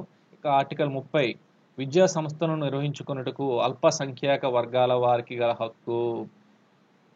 విద్యా సంస్థలను నిర్వహించుకున్నట్టుకు అల్పసంఖ్యాల వారికి స్పెషల్గా సంస్థలను నిర్మించుకునే విధంగా ఈ హక్కు చెప్తుంది. సో ఆర్టికల్ 30 అనేది విద్యా సంస్థలు నిర్మించుకున్నట్టు అల్పసంఖ్య వర్గాలకి, ఏదైతే మైనారిటీస్ వరకు ఉన్నారో వాళ్ళకి స్పెషల్ స్కూల్స్ ఏర్పాటు చేసుకునే విధంగా హక్కుని ఇవ్వబడింది. ఇంకా ఆర్టికల్ 29 అనేది మైనారిటీలకి, అల్పసంఖ్యాక ప్రజలకి, ఏదైతే తక్కువ సంఖ్యలో ఉన్న ఆ వర్గాల వారికి పరిరక్షణ కోసం ఈ ఆర్టికల్ 29 చెప్తుంది. ఇక ఆరవ హక్కు లేదు. ఆరో హక్కు అనే రాజ్యాంగ పరిహారం హక్కు. కాకపోతే ఇందాక చెప్పాను కదా, ఆస్తి హక్కు తీసివేసేబడ్డారు. అదే ఒకప్పుడు ఆరవ హక్కు ఉండేది. సో ఆస్తి హక్కును తీసివేశారు. సో ఆస్తి హక్కు 31వ ఆర్టికల్. ఇది 6/20/1979 రద్దు చేయబడింది ఆస్తి హక్కు. సో ఆస్తి హక్కు 44వ రాజ్యాంగ సవరణ చట్టం 1978 44వ రాజ్యాంగ సవరణ చట్ట ప్రకారం. సో ఇప్పటి వరకు మనకు దాదాపుగా 115 రాజ్యాంగ సవరణలు జరిగాయి. రాజ్యాంగ సవరణ అంటే ఏమీ లేదండి. సవరణ అంటే ఇప్పుడు మనకి రాజ్యాంగం అమలులోకి వచ్చేటప్పటికి మనము అప్పుడు అనుగుణంగా మనం చేసుకున్నాం. కాకపోతే ఇప్పుడు దాదాపు 76 సంవత్సరాలు అయింది. 76 సంవత్సరాల్లో దాదాపు 115 సవరణ ఎందుకు చేశారంటే, మనకి రాజ్యాంగంలో ఎక్కువగా వర్గీకరించారు కానీ అంత డెప్త్గా చెప్పలేదు కొన్ని విషయాలలో. సో ఆ విషయాలను మనకి బ్రిటిష్ కాలం నాటి అయిపోయిన చట్టాలను కూడా ఇప్పుడు మనకి అవసరం లేదని ఇప్పుడున్న రాజ్యాంగ నిర్మాతలు పార్లమెంటు దాని మీద దృష్టి సారించి అవసరం లేని చట్టాలను తీసివేసి సో అవసరం ఉన్న చట్టాలను యాడ్ చేసుకుంది. సో దీన్నే సవరణలు అంటారు. సో ఆర్టికల్ 368 రాజ్యాంగ సవరణ. ఆర్టికల్ 368 అనేది రాజ్యాంగ సవరణ కోసం తెలుపుతుంది. సో 44వ రాజ్యాంగ సవరణ ద్వారా ఆర్టికల్ 31 తీసివేశారు. ఆస్తి హక్కు అనేది ఏది? హక్కా లేకపోతే చట్టమా? ఆస్తి హక్కు అనేది చట్టము. ఆస్తి హక్కుని ఎప్పుడు తీసివేశారంటే 1979 6/20 భారత రాజ్యాంగం నుంచి తీసివేశారు. ఇది ఒక చట్టంగా చేశారు. అది ఆస్తి హక్కు ఎన్నో రాజ్యాంగ సవరణ చట్టం ఈ ఇన్నోవర్ కాన్స్టిట్యూషనల్ అమెండ్మెంట్ ఆంగ్లం విద్యార్థులకు 44వ రాజ్యాంగ సవరణ చట్టం ద్వారా రద్దు చేయబడింది. ఆర్టికల్ అనేది 300 ఏ ఆర్టికల్ ఆస్తి హక్కు అనేది 300 ఏ అధికరణ ద్వారా చట్టబద్ధ హక్కు. ఇది ఒక చట్టబద్ధ హక్కు, ప్రాథమిక హక్కు కాదు. మీకు ఎగ్జాంపుల్ ఇదే ఆ, మీరు ఇది ఇబ్బంది అవుతారు. సో ఆస్తి హక్కు అనేది చట్టబద్ధ హక్కు, రాజ్యాంగ హక్కు కాదు. రాజ్యాంగం మీరు రెండే గుర్తుంచుకోవాలి, రాజ్యాంగ హక్కు లేదా చట్టబద్ధ హక్కు. చట్టబద్ధ హక్కు అనేది ఆస్తి హక్కు, అదే విద్యా హక్కు అనేది రాజ్యాంగ హక్కు, ప్రాథమిక హక్కు. సో 300 ఏ ఆర్టికల్ ఏం చెప్తుంది? ఆర్టికల్ 300 ఏ అనేది ఆస్తి హక్కు చట్టబద్ధ హక్కును తెలియజేస్తుంది. ఇక ఆస్తి హక్కు వచ్చింది కాబట్టి మళ్ళీ చెప్తున్నాను. ఇప్పుడు దేశంలో మీకు ఇది కంపల్సరీ అడగవచ్చును. దేశంలో మనకి ఆస్తి హక్కు సంబంధించి ఒక తండ్రి ఆస్తి కూతురికి ఎంత చెందుతుందో కొడుకు కూడా అంతే చెందుతుందని మన రాజ్యాంగం మరియు ప్రభుత్వాలు చెబుతున్నాయి. ఇది స్వతంత్రం వచ్చిన అనంతరం మన రాజ్యాంగంలో ఈ పొందుపరిచారు. అయితే ఆంధ్ర రాష్ట్రానికి సంబంధించి ఒక తండ్రి ఆస్తి కూతురికి కొడుకు ఎంత చెందుతుందో కూతురికి కూడా అంతే చెందుతుందని మొదటిసారిగా చెప్పిన వ్యక్తి మరియు అమలు చేసిన సీఎం ఎవరు అని చెప్తారు. తండ్రి ఆస్తి కొడుకు ఎంత చెందుతుందో కూతురు కూడా అంతే చెందుతుంది అని మొదటిసారిగా చెప్పిన సీఎం మరి అమలు చేసిన సీఎం ఎవరంటే ఎన్టీఆర్, నందమూరి తారక రామారావు గారు, మాజీ సీఎం ఆఫ్ ఏపీ, ఆంధ్రప్రదేశ్ రాష్ట్రానికి. సో ఇక లాస్ట్ అది 6వ హక్కు, రాజ్యాంగ పరిహారపు హక్కు. ఇది మెయిన్, ఆర్టికల్ 32. రాజ్యాంగ పరిహార హక్కు ఆర్టికల్ 32. అది కేంద్రంలో అయితే 32వ ఆర్టికల్తో కొలుస్తారు, అదే రాష్ట్రాల్లో అయితే 226వ ఆర్టికల్స్తో కొలుస్తారు. సో భారత రాజ్యాంగ పరిహారపు హక్కు, మీరు ఇప్పుడు వాటికి నేర్చుకునే హక్కులు ఏవైతే ఉన్నాయో ఈ హక్కులకి మొత్తానికి ఆత్మ వంటిది ఈ రాజ్యాంగ పరిహారపు హక్కు. ఇంతవరకు ఇవి తెలియకపోవడం వల్లే ఇంతవరకు మన 76 సంవత్సరాలుగా మనల్ని పాలించే వాళ్ళకు అనుగుణంగా చట్టాలను చేసుకున్నారు. సో రాజ్యాంగ పరిహారపు హక్కు అంటే ఏం లేదండి, మనకు ఒక ఏదైనా ఈ పైన 5 చట్టాలకి ఏదైనా ఎప్పుడు భంగం కలిగినప్పుడు మీ హక్కులు మీకు రాకపోయినప్పుడు, మీ హక్కులు మీకు అమలు చేయబడినప్పుడు మీరే మీ హక్కును మళ్ళీ మీరు తిరిగి పొందవచ్చును. దానికి అనుగుణంగా ఈ హక్కులపై ఏదైతే దన్నుగా ఉంటుంది సుప్రీంకోర్టు, రాష్ట్ర హైకోర్టులు. సో ఆర్టికల్ 32 ప్రకారము ప్రాథమిక హక్కులకు భంగం వాటిల్లినప్పుడు, ఏదైతే మీ హక్కులకు భంగం వాటిల్లినప్పుడు సుప్రీంకోర్టును ఆశ్రయించే హక్కును ఆర్టికల్ 32 చెప్తుంది. సో ఆర్టికల్ 32లో రాజ్యాంగ పరిహారపు హక్కును చెబుతుంది. ఆర్టికల్ 32 అదే కేంద్ర సుప్రీంకోర్టుకి సంబంధించి 32, అదే హైకోర్టుకి సంబంధించి 226. ఇక్కడ మీకు డెప్త్గా చెప్తాను. రాజ్యాంగ పరిహార హక్కు అంటే ఏంటి లేదండి, ఈ హక్కును మన భారత రాజ్యాంగ నిర్మాత అయినటువంటి ఫాదర్ ఆఫ్ ఇండియన్ కాన్స్టిట్యూషన్కి పితగా పేర్కొనబట్టి డాక్టర్ బిఆర్ అంబేద్కర్ గారు రాజ్యాంగ పరిహార హక్కును ప్రాథమిక హక్కులకి ఆత్మవంతుడిగా వర్ణించారు. మీకు అలాగ క్వశ్చన్ అడగవచ్చును ఎగ్జామ్లో. ఇక రాజ్యాంగ పరిహార హక్కులు ముఖ్యంగా 5 ఉన్నాయండి. Habeas corpus 1, mandamus certiorari prohibition habeas corpus, mandamus, prohibition, certiorari, quo warranto. ఇవి మీకు వెరైటీగా ఉంటాయి. ఎవరైతే సోషల్ స్టడీస్ చదువుంటారో, BA MA చదువుంటారు, MA పొలిటికల్ సైన్స్ చదువుంటారో వాళ్ళకి అర్థమవుతాయండి. మీకు హెబియస్ కార్పస్ అంటే 24 గంటల్లో అరెస్ట్ చేసిన వ్యక్తిని కోర్టులో హాజరుపరిచేదాన్ని హెబియస్ కార్పస్. హెబియస్ కార్పస్ అని ఏమంటారు, ఇది రాజ్యాంగ పరిహార హక్కులో ఉంది. లేకపోతే రాజ్యాంగ పరిహార హక్కును స్టేట్లో ఎలా కొలుస్తారంటే ఆర్టికల్ 226. హెబియస్ కార్పస్ అంటే 24 గంటల్లో అరెస్ట్ చేసిన వ్యక్తిని కోర్టు ముందు హాజరుపరచవలను. మాండమస్ అంటే ఏదైనా ఒక ప్రభుత్వ ఉద్యోగాన్ని, సంస్థ కానీ తన పని చేయకపోయినప్పుడు సుప్రీంకోర్టు కానీ స్టేటు కోర్టు కానీ మీరు మీ పనిని మీరు సక్రమంగా నిర్వర్తించాలని చెప్తుంది. ఇక ప్రొహిబిషన్, ఏదైనా ఒక కోర్టు తన పరిధిని మించి దాటినప్పుడు మీ పరిధిని అక్కడే ఉందని దాన్ని రద్దు చేసేదాన్ని సుప్రీంకోర్టు తీసుకుంటుంది. సో సెర్ష్యూరరీ పెద్ద కోర్టులు తీసుకుంటాయి, సుప్రీంకోర్టు అయినా కాదు. ఇది దిగువ కోర్టు తన అధికార పరిధిని మార్చి విచారించినప్పుడు ప్రొహిబిషన్ అనేది ఏర్పడుతుంది. ఇక్కడ ఏం లేదండి, మీకు సెషన్స్ కోర్టు, మీరు డిస్ట్రిక్ట్ కోర్టు తనకి ఒక ఏదైతే నిందుడికి కొన్ని ఏదైతే శిక్ష వేసే అధికారం లేనప్పుడు, తన అధికారం మించి వెళ్ళినప్పుడు ప్రొహిబిషన్ అనేది తెలియజేస్తుంది ఎగువ న్యాయస్థానాలు. ఇక సెర్ష్యూరీకి ప్రొహిబిషన్కి ఏమీ తేడా లేదండి. ఇక్కడ ఒక కోర్టులో మీకు ఒక కేసు ఉందనుకోండి, ఆ కోర్టులో తన అధికారం మించి దాటినప్పుడు కోర్టు అనేది సుమోటోగా స్వీకరించు, లేకపోతే కేసు అనేది బదిలీ అవుతుంది వేరే దానికి. కోవారెంటో అంటే ఏం లేదండి. కోవారెంటో అంటే ఇది మెయిన్గా ఏ అధికారం చేత మనకి సమాజంలో, ఇప్పుడు సర్పంచ్ తీసుకోండి. సర్పంచ్ ఇప్పుడు మనం ఇప్పుడు ఆ, తినగా మాట్లాడుకుంటే, ఇప్పుడు ఒక గ్రామం తీసుకోండి. సర్పంచ్ అనేది ఆ, మహిళకి కేటాయించబడింది. ఇప్పుడు ఆ సర్పంచ్ అనేది మహిళ గెలుస్తుంది, కాకపోతే అక్కడ మొత్తం చెలాయించేది వాళ్ళ భర్త. సో ఇక్కడ మెయిన్గా ఏంటంటే, ఏ అధికారం చేత మీరు ఆ అధికారం పొందుతున్నారు అని చెప్పి సుప్రీంకోర్టు కానీ స్టేట్ కోర్టు కానీ చెప్పేదాన్ని కోవారంటో. సో ఆర్టికల్ రాజ్యాంగ పరిహార హక్కులు 5 ఉన్నాయి. అందులో మాండమస్,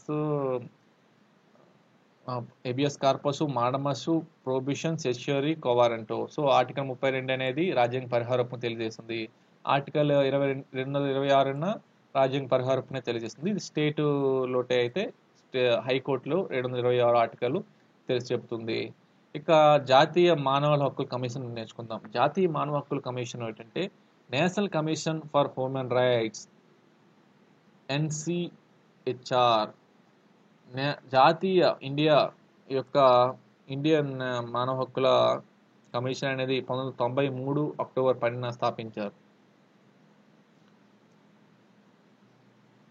జాతీయ మానవ హక్కుల కమిషన్ ఎప్పుడు స్థాపించారంటే ఆర్టికల్స్లో అది వచ్చింది. 1993 సంవత్సరం అక్టోబర్ 12న స్థాపించారు. ఇక 1993 ఎన్హెచ్ఆర్సి యాక్ట్కు 2006లో సవరణ చేసి చట్టాన్ని రాష్ట్రాలకు వర్తింపచేస్తూ రాష్ట్ర స్థాయిలో మానవ హక్కుల సంఘాన్ని ఏర్పాటు చేశారు. మనకి 1993లో నేషనల్ వైడ్గా మానవ హక్కుల కమిషన్ ఏర్పాటు చేశారు. అదే మన అందులో సవరణ చేస్తూ 2006లో అది రాష్ట్రాలతో కూడా రాష్ట్ర మానవ హక్కుల కమిషన్ కూడా ఏర్పాటు చేశారు 2006లో. అదే జాతీయ మానవ హక్కులు అంటే మీరు ఇంకే ఆప్షన్ చూడకుండా 1993 పెట్టేయండి. అదే స్టేట్ మానవ హక్కుల కమిషన్, రాష్ట్ర మానవ హక్కుల కమిషన్ అంటే 2006లో ఏర్పాటు చేశారు. అయితే నేషనల్ హ్యూమన్ రైట్స్ కమిషన్ అనేది నిర్మాణం ఏంటి? నేషనల్ హ్యూమన్ రైట్స్లో సభ్యులు ఎంత మంది ఉంటారని అడగవచ్చు. సో నేషనల్ సభ్యుల్లో చైర్మన్ ఒకరు, 4 గుర్తింపు కల సభ్యులు, 4 పాక్షిక సభ్యులు. సో చైర్మన్గా ఎవరు ఉంటారంటే, సుప్రీంకోర్టు మాజీ ప్రధాన న్యాయమూర్తిని రాష్ట్రపతి నియమిస్తారు. సో జాతీయ నేషనల్ హ్యూమన్ రైట్స్ కమిషన్కి చైర్మన్గా. ఇందులో వారితో పాటు 4 గుర్తింపు కాల సభ్యులు, ఎవరైతే సుప్రీంకోర్టు మాజీ న్యాయమూర్తి ప్లస్ వారితో పాటు హైకోర్టు మాజీ న్యాయమూర్తులను ఇందులో ఉంటారు. ఇక 4 పాక్షిక కాల సభ్యులు అంటే మానవ హక్కులకి సంబంధించి అందులో ప్రావీణ్యం గలవారు, లేకపోతే అందులో అత్యున్నత పరిజ్ఞానం కలిగిన వారి 4 ఉంటారు. సో భారత జాతీయ మానవ హక్కుల కమిషన్కి చైర్మన్గా ఎవరు ఉంటారంటే సుప్రీంకోర్టు మాజీ న్యాయమూర్తులు. అదే మా చైర్మన్తో పాటు మిగతా 4 సభ్యులు ఎవరంటే హైకోర్టు మాజీ న్యాయమూర్తుల్ని పెడతారు. ఇక వీళ్ళ పదవీ కాలము 5 సంవత్సరాలు. వీళ్ళకి పదవీ కాలము, నేషనల్ హ్యూమన్ రైట్స్ కమిషన్ యొక్క పదవీ కాలము 5 సంవత్సరాలు. వాళ్ళు ఈ ఏజ్ ఎంత 70 సంవత్సరాలు. ఇది very very important. National human rights commission persons యొక్క పదవీ విరమణ వయస్సు ఏంటంటే 70 సంవత్సరాలు. ఈ 5 సంవత్సరాల్లో కానీ 70 సంవత్సరాలు ఏది ముందు వస్తే పదవీ విరమణ చేస్తారు. వీళ్ళ నియామకం ఎవరంటే రాష్ట్రపతి వీరిని నియమిస్తారు. ఎంపిక కమిటీలో ప్రధాని ఉంటారు. నేషనల్ హ్యూమన్ రైట్స్ కమిషన్ ఎంపికలో ఎవరు ఉంటారంటే భారత ప్రధాని ఉంటారు. భారత ప్రధాని సూచన మేరకు రాష్ట్రపతి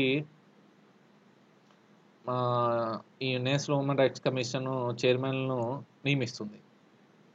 అయితే సభ్యులు లోక్సభ స్పీకరు, రాజ్యసభ ఉపాధ్యక్షుడు, కేంద్ర హోంశాఖ మంత్రి, లోక్సభ ప్రతిపక్ష నాయకుడు, రాజ్యసభ ప్రతిపక్ష నాయకుడు ఉంటారు.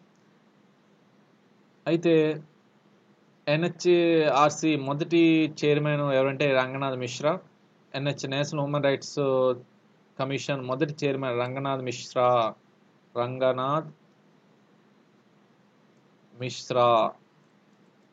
NHRC national human rights commission యొక్క మొదటి చైర్మన్ ఎవరైనా ఎగ్జామ్లో ఇస్తారు. సో ఆన్సర్ వచ్చేసి రంగనాథ్ మిశ్రా. సో రాష్ట్రపతి సుప్రీంకోర్టు న్యాయమూర్తికి నివేదిక ఆధారంగా ఎన్హెచ్ఆర్సి ఏదైనా వాళ్ళొక తప్పు చేసి ఉంటే NHRC national human rights commission యొక్క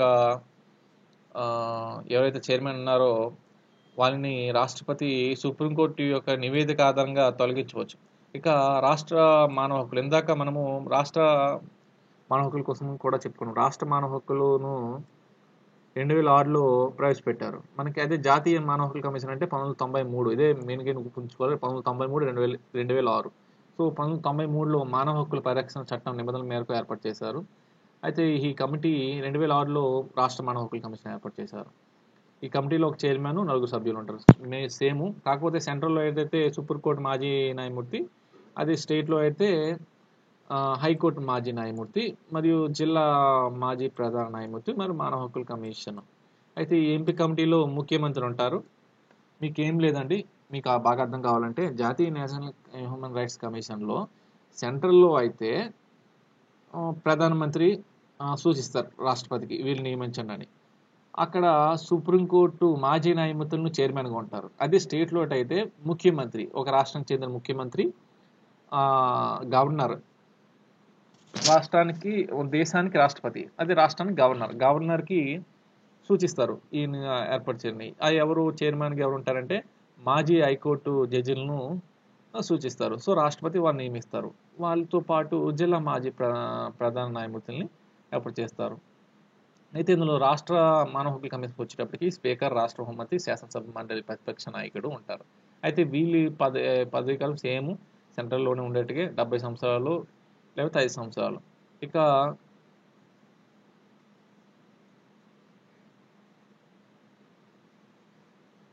అయితే మానవ హక్కుల కమిషన్కి సంబంధించి ఏ సమావేశాలు జరిగాయి, సమావేశ స్థలం ఏంటి నేర్చుకుందాం. 1978 వియన్నాలో మానవ హక్కుల కమిషన్ విద్యాభ్యాసన భాషణ కృత్యపై చర్చను ప్రారంభించారు. 1978లో వియన్నా జరిగిన యుఎన్ సమావేశంలో దేనిపై పరీక్ష అంటే సమావేశం నిర్వహించారంటే మానవ హక్కుల బోధన అభ్యాసన కృత్యపై చర్చను. ఎందుకంటే ఇక్కడ ఆప్షన్ లేకపోవచ్చు, కాకపోతే ఇక్కడ విద్య అని ఉంది. సో విద్య అనేది డిఎస్సి సంబంధించింది. సో నేను ఆ థాట్గా చెప్తున్నాను. సో 1978 వియన్నాలో జరిగిన సమావేశంలో నిర్వహించిన సమావేశంలో మానవ హక్కుల బోధన అభ్యాసన కృత్యపై చర్చను ప్రారంభించారు. ఇక 1987 మాల్టాలో సమావేశంలో మానవ హక్కుల బోధన సమాచారం డాక్యుమెంటేషన్పై సమావేశం నిర్వహించారు. ఇక 1992లో ట్యూనిస్లో జరిగిన సమావేశంలో ప్రజాస్వామ్యం కోసం విద్యపై అంతర్జాతీయ వేదిక ఏర్పాటు. ఎప్పుడు ప్రజాస్వామ్యం కోసం విద్యపై అంతర్జాతీయ వేదిక ఏర్పాటు చేశారంటే 1992లో ట్యూనిస్లో జరిగిన సమావేశంలో ఏర్పాటు చేశారు యునైటెడ్ నేషన్స్ ఆర్గనైజేషన్. ఇక 1993లో వియన్నా మానవ హక్కులపై ప్రపంచ సదస్సు ఏర్పాటు చేశారు. సో ఇదండి. ఇక బాలల హక్కుల కోసం వచ్చేద్దాం. ఇప్పుడు వరకు మన నేషనల్ హ్యూమన్ రైట్స్ కమిషన్, ప్రాథమిక హక్కులు అన్నీ నేర్చుకున్నాం. ఇక బాలల హక్కులను నేర్చుకుందాం. బాలల శ్రామికుల చట్టం 1986 ప్రకారము 14 సంవత్సరాలు పూర్తి కాని వారు బాలలుగా గుర్తించారు. ఏదైతే 1986 బాల శ్రామిక చట్టం ప్రకారం 1986 ఏ చట్టం అంటే బాల శ్రామిక చట్టం. బాల శ్రామికాల చట్టము ఎప్పుడు ప్రవేశపెట్టిందంటే 1986. బాల శ్రామిక చట్ట ప్రకారము కింద వారిలో ఏ వయసు వారు బాలకు గుర్తించింది. 18 సంవత్సరాల, 15 సంవత్సరాల, 13 సంవత్సరాల, 12 సంవత్సరాలు ఇస్తారు అక్కడ ఆప్షన్స్. ఇక్కడ ఆన్సర్ వచ్చేసి 14 సంవత్సరాలు పూర్తి కాని వారు బాలకు గుర్తించింది. ఇక బాలల న్యాయ చట్టం 1986 ప్రకారము 18 సంవత్సరాలు దాటిని బాలురు 16 సంవత్సరాలు నిండని బాలికలకు బాలలుగా నిర్వచించినది. బాలల న్యాయ చట్టం ప్రకారము ఏదైతే బాలల న్యాయ చట్టం 1986 ప్రకారము 18 సంవత్సరాలు నిండిన వారిని మైనర్స్గా, 16 సంవత్సరాలు నిండిన బాలికలను బాలలుగా నిర్వహించింది. మేల్కి వచ్చేసరికి 18 సంవత్సరాలు నిండిన వారిని మైనర్లుగా ప్రకటించింది. ఇక ఫీమేల్కి వచ్చేస్తే 16 సంవత్సరాలు నిండిన బాలికలను బాలలుగా ప్రకటించింది. ఇది బాలల న్యాయ చట్టము ఎప్పుడు ప్రవేశపెట్టిందంటే 1986. సో 18 సంవత్సరాలు నిండిన వారిని మైనర్లుగా, బాలులు అయితే అది 10 సంవత్సరాల ఫీమేల్ కేటగిరీలో బాలలుగా ప్రవేశపెట్టింది. హిందూ మైనారిటీ చట్టం సంరక్షణ చట్టం 1986లోనే వచ్చింది.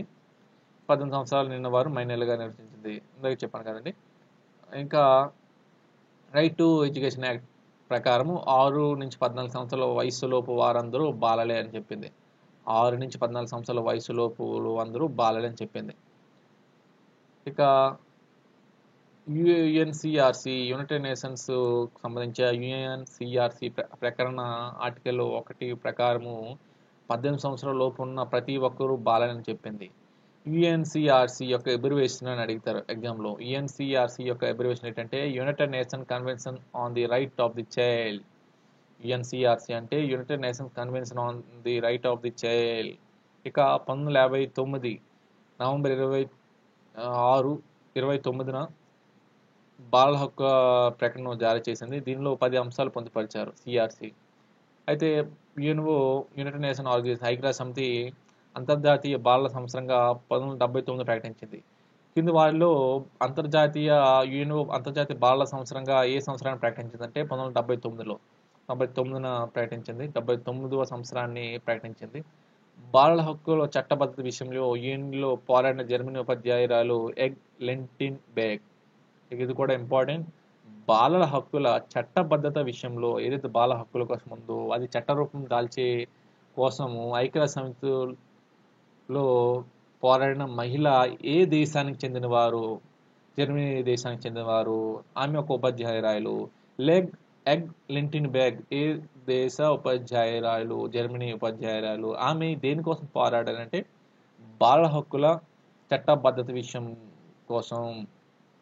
ఇంకా 1989 నవంబర్ 26న న్యూయార్క్ యుఎన్ఓ జనరల్ అసెంబ్లీ బాల హక్కులపై ఒక ఒడంబడికను ఆమోదించింది. దీన్నే సిఆర్సి అంటారు. ఏదైతే బాల హక్కులపై తెచ్చిన ఏదైతే ఉందో డ్రాఫ్ట్ ఉందో దానిపై ఒక ఒడంబడికను ఆమోదించింది. అంతర్జాతీయ బాల హక్కుల పరిరక్షణ దినం నవంబర్ 20. అంతర్జాతీయ బాలల హక్కుల పరిరక్షణ దినం నవంబర్ 20న జరుపుకుంటారు. ఇక దీనికోసం 1989 నవంబర్ 20 నాటికి 180 దేశాలు సంతకం చేశాయి ఈ అంతర్జాతీయ బాలల హక్కుల పరిరక్షణ దినం బాలల హక్కుల కోసం. 1990 సెప్టెంబర్ 2 నుండి అమలులోకి వచ్చింది. ఇక 2003 నాటికి 192 దేశాలు సంతకాలు చేశాయి. ఇక చూద్దాం, మళ్ళీ చెప్తాను. బాలల హక్కులు ఇంతవరకు మనము మానవ హక్కుల కోసం నేర్చుకున్నాం, అన్ని ప్రాథమిక హక్కుల కోసం నేర్చుకున్నాం. ఇప్పుడు బాలల హక్కులు. బాల శ్రామికుల చట్టం ఎన్నో సంవత్సరంలో వచ్చింది అంటే 1986. అదే బాల శ్రామికుల చట్టం ఏం చెప్తుంది? 14 సంవత్సరాలు పూర్తి కాని వారిని బాల హక్కులుగా బాలలుగా ప్రకటించింది, పిల్లలుగా ప్రకటించింది.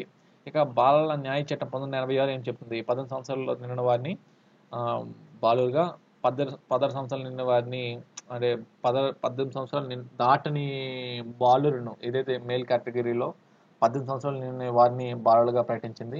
అదే ఫీమేల్ కేటగిరీలో చూస్తే 16 సంవత్సరాలు నిండని బాలికలను బాలలుగా ప్రకటించింది. హిందూ మైనారిటీ సంరక్షణ చట్టం 1986 ప్రకారం ఏం చెప్తుందంటే 18 సంవత్సరాలు నిండని వారిని మైనర్లుగా నిర్వచించింది. హిందూ మైనారిటీ సంరక్షణ చట్టము ఏ సంవత్సరంలో ప్రకటించింది? 1986. అయితే రైట్ టు ఎడ్యుకేషన్ ఏం చెప్తుంది? రైట్ టు ఎడ్యుకేషన్ 2009 చట్ట ప్రకారం 6 నుంచి 14 సంవత్సరాల లోపల పిల్లలందరూ బాలలే అని చెప్తుంది. ఇక యుఎన్సిఆర్సి అంటే ఏంటి? United nation convention of the right of the child. So UNO ఎప్పుడు బాల సంవత్సరంగా ప్రకటించింది? ఏ సంవత్సరాన్ని బాల సంవత్సరంగా ప్రకటించింది? 1979 సంవత్సరాన్ని ప్రకటించింది. ఇక బాల హక్కుల కోసం చట్టబద్ధత ఏ చట్టరూపం దాల్చడానికి పోరాడిన యుఎన్ఓ యునైటెడ్ నేషన్ ఆర్గనైజేషన్ పోరాడిన వ్యక్తి ఎవరంటే ఎగ్ లెంటిన్ బేగ్ ఈమె జర్మనీ దేశానికి చెందిన ఉపాధ్యాయురాలు, టీచర్. సో ఇదండి. ఇక భారత రాజ్యాంగంలో బాల హక్కులకు సంబంధించి ఆర్టికల్స్ చెప్తాను. సో ఆర్టికల్ 21 ఇందాక హక్కుల్లో చెప్పాను. ఆర్టికల్ 21 క్లాజ్ ఏ 6 నుంచి 14 సంవత్సరాల బాలలందరికీ ఉచిత నిర్బంధ ప్రాథమిక విద్యా హక్కు. 6 నుంచి 14 సంవత్సరాల అందరికీ ఉచిత విద్య ఇవ్వాలి. గవర్నమెంట్ ఎటువంటి రుసుము తీసుకోకుండా వాళ్ళకి ఉచిత విద్యను కల్పించాలని చెప్తుంది.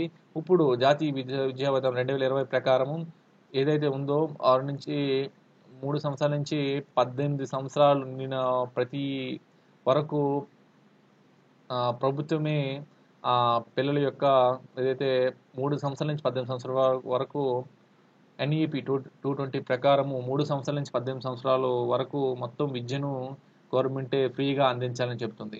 ఇక ఆర్టికల్ 5 నుంచి 24 ఏం చెప్తుందంటే ఆర్టికల్ 524 ఏం చెప్తుందంటే 14 సంవత్సరాల వయసు వరకు ఎలాంటి ప్రమాదకమైన పనులు ఉంచరాదు.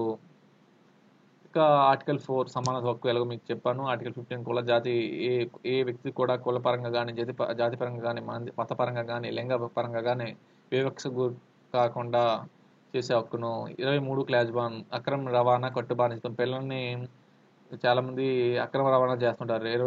23 క్లాజ్ 1 అనేది దాని గురించి చెప్తుంది. ఇక ఆర్టికల్ 46 సామాజిక సాంఘిక అన్ని రకాల దోపిడీ నుండి రక్షణ పొందే హక్కును ఆర్టికల్ 46 చెప్తుంది. ఆర్టికల్ 15 క్లాజ్ 3 మహిళలు మరియు పిల్లల కోసం ప్రత్యేక సంస్థలను ఏర్పాటు చేశారు. Article 15 clause 3.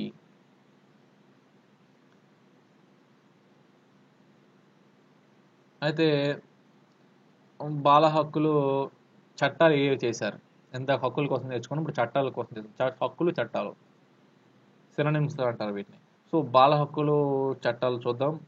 బాల హక్కుల చట్టాలు ఇండియాలో ఫ్యాక్టరీ చట్టం 1952 ప్రకారం. దీని ప్రకారం 14 సంవత్సరాలు నిండిన పిల్లలను పనిలోకి తీసుకోవడం వీల్లేదు. అలా తీసుకున్నచో ఆ యాజమాన్యులపై ప్రభుత్వం కఠినంగా చర్యలు తీసుకుంటుంది. ఇక గొర్రెల చట్టం 1952 ప్రకారం. దీని ప్రకారం గొర్రెలు బాల శ్రామికులకు నిషేధించారు. ఇక ప్లాంటేషన్ కార్మిక చట్టం. ఈ చట్ట ప్రకారం 12 సంవత్సరాలు నిండని బాలికలకు ప్లాంటేషన్ పనుల్లో తీసుకోవడం నిషేధించారు. ఫ్యాక్టరీ చట్టం ఏ సంవత్సరంలో వచ్చిందంటే 1982. గనుల చట్టం ఏ సంవత్సరంలో వచ్చిందంటే 1952. ప్లాంటేషన్ కార్మిక చట్టం ఏం చెబుతుందంటే చట్ట ప్రకారం 12 సంవత్సరాలు నిండిన బాలికలను ప్లాంటేషన్ పనులు తీసుకోవడం నిషేధించారు. ఇక మోటారు రవాణా కార్మిక చట్టం. ఈ చట్ట ప్రకారం 18 సంవత్సరాల్లో బాలికలను మోటారు రవాణా రంగంలో ఏ స్థానికైనా పనిలో తీసుకోరాదు అని చెప్తుంది. ఇక భారత ప్రభుత్వం 2012, ఇది మెయిన్ ఇంపార్టెంట్. భారత ప్రభుత్వం 2012లో పోస్కో చట్టం ప్రవేశపెట్టింది.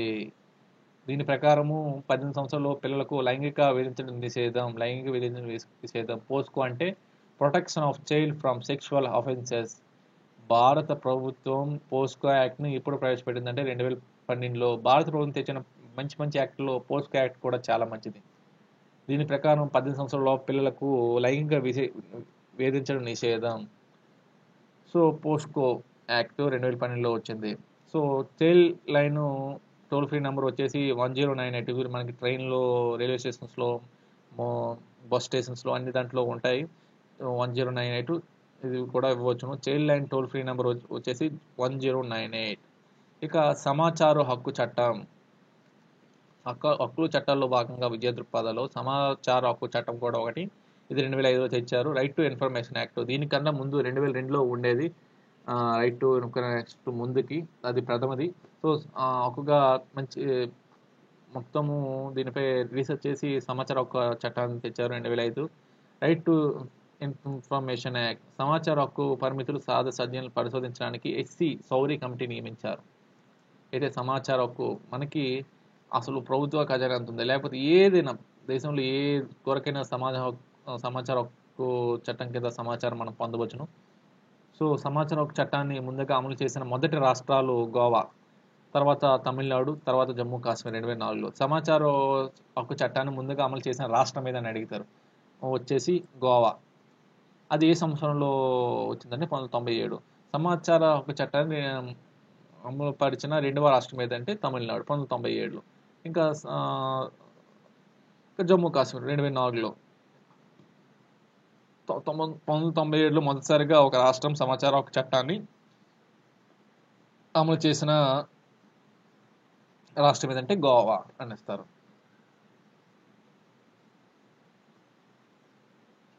ప్రస్తుతము జమ్మూ కాశ్మీర్లో 2004 చట్టాన్ని సవరణ చేసి సమాచార హక్కు చట్టం 2009ని అమల్లోకి తెచ్చారు. సో భారత రాజ్యాంగం 1950 అధికార 19 క్లాజ్ అధికార అంటే ఆర్టికల్ అంటారు ఆంగ్లంలో 19 క్లాజ్ 1 ద్వారా ప్రసాదించిన సమాచార హక్కు చట్టబద్ధ చేయడం కోసం ఆర్టీఐ 25ను రూపొందించడం జరిగింది. భారత రాజ్యాంగంలో 1950లో జరిగిన 1950 జనవరి అమలుకి వచ్చిన రాజ్యాంగంలో అధికరణ 19 క్లాజ్ 1 ద్వారా సమాచార హక్కును మనం పొందవచ్చును. అయితే ఆర్టీఐ బిల్లు మే 12, 2005న పార్లమెంట్లో ఆమోదం పొందింది. రాష్ట్రపతి ఇందాక చెప్పాను పార్లమెంట్ అంటే లోక్సభ, రాజ్యసభ, రాష్ట్రపతి కలిపి పార్లమెంట్ అంటారు. సో ఆర్టీఐ బిల్లు జూన్ 15, 2015న రాష్ట్రపతి ఆమోదం పొందింది. పార్లమెంటు లోక్సభ, రాజ్యసభపై ఆమోదం పొందింది ఎప్పుడంటే మే 12, 2005. ఆమోదం పొందిన ఇది రాష్ట్రపతి దగ్గరికి వెళ్తుంది. లోక్సభ, రాజ్యసభలో 2/3% ఓట్లు పడాలి. సో పడిన ఓట్లతో ఒకవేళ విజయం సాధిస్తే అది రాష్ట్రపతికి ఆమోదించబడుతుంది. ఒకవేళ రాష్ట్రపతికి దానిపైన సుముఖంగా లేకపోతే మళ్ళీ రివ్యూకి ఇస్తారు. సో ఆర్టీఐ బిల్లు జూన్ 15, 2005న ఆమోదించబడింది. ఆర్టీఐ చట్టం అక్టోబర్ 12, 2005న అమల్లో చేయబడింది. జమ్మూ కాశ్మీర్ మినహా అందులోకి వచ్చింది. ఇప్పుడు మొత్తం జమ్మూ కాశ్మీర్లో కూడా అమల్లో ఉంది. సో ఇదండి. ఇక మళ్ళీ ఒకసారి మీకు డిస్కస్ చేస్తాను. ఏదైనా ఒక విషయం తెలుసుకున్నాం అనుకో మళ్ళీ తెలుసుకోమంటే అది మనకి గుర్తు ఉంటుంది. సో ఇండియాలో బాల హక్కుల చట్టాలు వచ్చేసి ఫ్యాక్టరీ చట్టం 1982 ప్రవేశపెట్టింది. దీని ప్రకారం 14 సంవత్సరాలు నిండిన పిల్లలను పనిలోకి తీసుకోవడం వీల్లేదు. ఇక గనుల చట్టం 1952 ప్రకారం దీని ప్రకారం గనుల్లో బాల కార్మికులు విధించారు. ఇక భారత ప్రభుత్వం ప్రవేశపెట్టిన మంచి చట్టాల్లో పోస్కో చట్టం ఒకటి. భారత ప్రభుత్వం పోస్కో చట్టం ఎప్పుడు ప్రవేశపెట్టిందంటే 2012లో. పోస్కో చట్టం యొక్క అబ్రివేషన్ అంటే protection of children from sexual offences. దీని ప్రకారం 18 సంవత్సరాల పిల్లలకు లైంగిక వేధించడం నిషేధం. దీని టోల్ ఫ్రీ నెంబర్ వచ్చేసి 1098 child line toll free number. ఇక సమాచార హక్కు చట్టం వచ్చేసి 2005లో వచ్చింది. ఆర్టీ అంటే రైట్ టు ఇన్ఫర్మేషన్ యాక్ట్. అయితే సమాచార పరిశోధించడానికి ఎస్సీ సౌరీ కమిటీ ఏర్పాటు చేశారు భారత ప్రభుత్వం. అయితే సమాచార హక్కు చట్టాన్ని మొదటగా అమలు చేసిన రాష్ట్రం ఏదంటే గోవా 1997. తర్వాత తమిళనాడు తెచ్చాయి. తర్వాత 2004లో జమ్మూ కాశ్మీర్ తెచ్చాయి. అయితే ఆర్టీఐ బిల్లు మే 12, 2005న పార్లమెంట్తో ఆమోదించబడింది వేరు, రాష్ట్రపతితో ఆమోదించబడింది వేరు. పార్లమెంట్తో ఆమోదించబడింది అంటే మే 12, 2005. అదే రాష్ట్రపతితో ఆమోదించబడిందంటే జూన్ 15, 2005. ఆర్టీఐ చట్టం అక్టోబర్ 12, 2005న అమల్లోకి వచ్చింది. ఆర్టీఐ చట్టం ఎప్పుడు అమల్లోకి వచ్చింది? అక్టోబర్ 12, 2005. సో ఇదండి. ఇంకా చివరిది వచ్చేసి వికలాంగుల చట్టం. ఇది కూడా మెయిన్ ఇంపార్టెంట్. వికలాంగుల చట్టం 2016 పీడబ్ల్యూడి యాక్ట్. దీని అబ్రివేషన్ వచ్చేసి right to persons with disability act. వికలాంగుల చట్టం 1995 సవరిస్తూ మరిన్ని మార్పులు చేస్తూ నూతన ప్రణాళికతో ఇది రూపొందించబడింది. దీని ప్రకారం వికలాంగుల హక్కుల చట్ట ప్రకారము 6 నుంచి 18 సంవత్సరాల వయసు కలిగిన శారీరక, మానసిక వైకల్యాలతో బాధపడుతున్న పిల్లలకు విద్య, ఆరోగ్యం, పునరావాసం, సంక్షేమం మొదలైన రంగాల్లో సవాళ్ళను ఎదుర్కొనేందుకు ఈ చట్టం యొక్క ముఖ్య లక్ష్యం. ఎందుకంటే ఎవరైతే పర్సనల్ డిజేబుల్స్ ఉంటారో వాళ్ళకి స్పెషల్గా స్కూల్స్ కానీ వాళ్ళకి పునరావాసాల కేంద్రాలు కానీ ఏర్పాటు చేసి వాళ్ళకి విద్యను అందించడాన్ని ఈ చట్టం యొక్క మెయిన్ యాక్ట్. వికలాంగుల చట్టం rights of persons with PWD act 2016లో అమలులోకి వచ్చింది. సో భారత రాజ్యాంగంలో 253 అధికరణ క్రింద ఈ వికలాంగుల చట్టం 27 డిసెంబరు 2016న అమలులోకి వచ్చింది. ఇక ఈ చట్టానికి సంబంధించిన ముసాయిదా బిల్లు 2011లో రూపొందించబడింది. 2016 డిసెంబర్ 16న తేదీన లోక్సభలో బిల్లు ఆమోదం పొందింది. 2016 డిసెంబర్ 20న రాష్ట్రపతి ఈ బిల్లును ఆమోదించారు. ఏప్రిల్ 19, 2010న భారత ప్రభుత్వం ఈ వికలాంగ చట్టం అమలులోకి తెచ్చింది. పీడబ్ల్యూ యాక్ట్ అంటే 2016 అది ఆమోదించబడింది. కాకపోతే అది యాక్ట్లోకి వచ్చిందంటే 2017 సెప్టెంబర్ 17. సో ఏప్రిల్ 17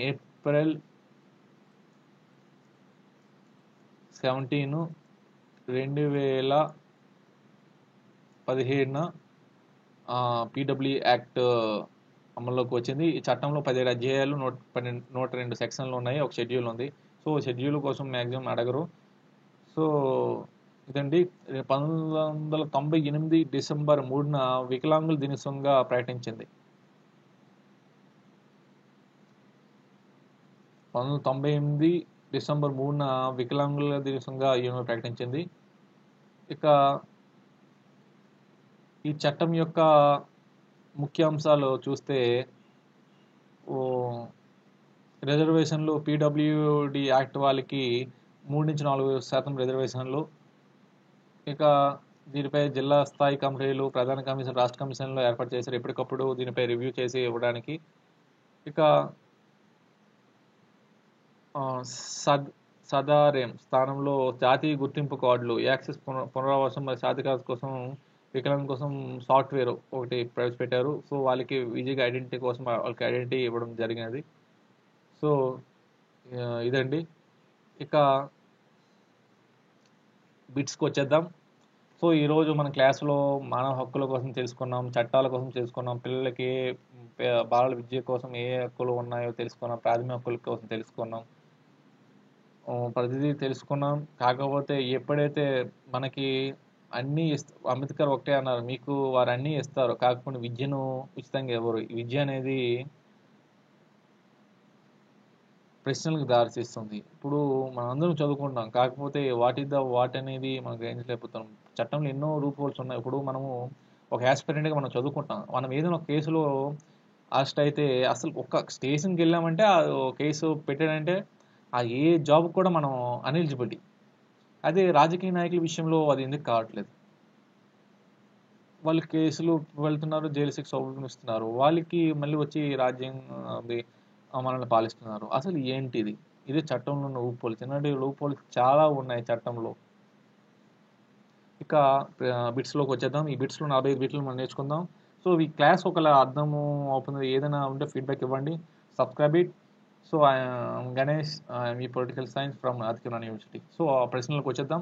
ఆర్టీఈ 2009 అమలులోకి వచ్చిన తేదీ. RTE right to education act 2009 అమలులోకి వచ్చిన తేదీ అంటే ఆన్సర్ వచ్చేసి ఏప్రిల్ 1, 2010. ఇక ఆర్టీఈ 2009 ప్రకారం ప్రత్యేక వర్గీకరణ చెందిన పాఠశాల అంటే సైనిక పాఠశాల. రైట్ టు ఎడ్యుకేషన్ 2009 ప్రత్యేక వర్గీకరణ చెందిన పాఠశాల ఏదైతే మిలిటరీ పిల్లలు ఉంటారో, అంటే ఆర్మీకి సంబంధించిన పిల్లల వారికి, సైనిక దళాలకు సంబంధించిన పిల్లల వారికి ప్రత్యేక పాఠశాలను ఏర్పాటు చేశారు, దాన్ని సైనిక పాఠశాలను అంటారు. ఇక ఆర్టీఈ 2009 ప్రకారము ఎలిమెంటరీ విద్య అంటే రైట్ టు ఎడ్యుకేషన్ 2009 ప్రకారము ఎలిమెంటరీ విద్య అంటే ఆప్షన్ 1 1 నుంచి 5 తరగతులు, ఆప్షన్ 2 1 నుంచి 8 తరగతులు, ఆప్షన్ 3 1 నుంచి 7 తరగతులు, ఆప్షన్ 4 1 నుంచి 4 తరగతులు. ఇక్కడ ఆన్సర్ వచ్చేసి ఆప్షన్ 2 1 నుంచి 8 తరగతులు. 1 నుంచి 8 తరగతులు వారికి ఎలిమెంటరీ విద్య అని అన్నారు. ఇక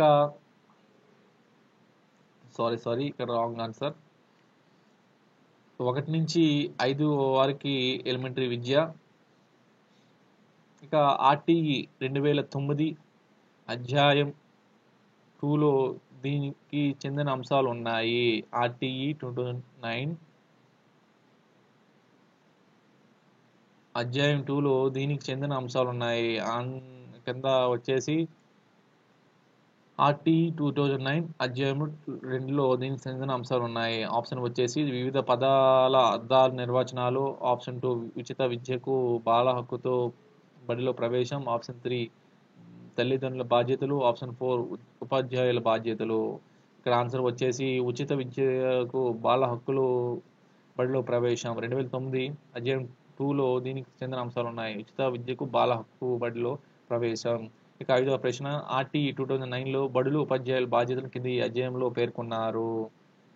సో ఆప్షన్స్ వచ్చేసి అధ్యాయం 2, ఆప్షన్ 2 వచ్చేసి అధ్యాయం 3, ఆప్షన్ 3 వచ్చేసి అధ్యాయం 4, ఆప్షన్ 4 వచ్చి అధ్యాయం 5.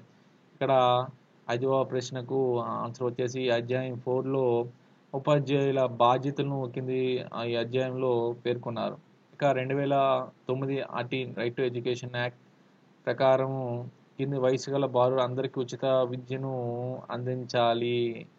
సో 6 నుంచి 14 సంవత్సరాలకి వాళ్ళకి ఉచిత విద్యను అందించాలని చెప్పారు. ఇందాకే మన క్లాస్లో చెప్పుకున్నాం. ఇక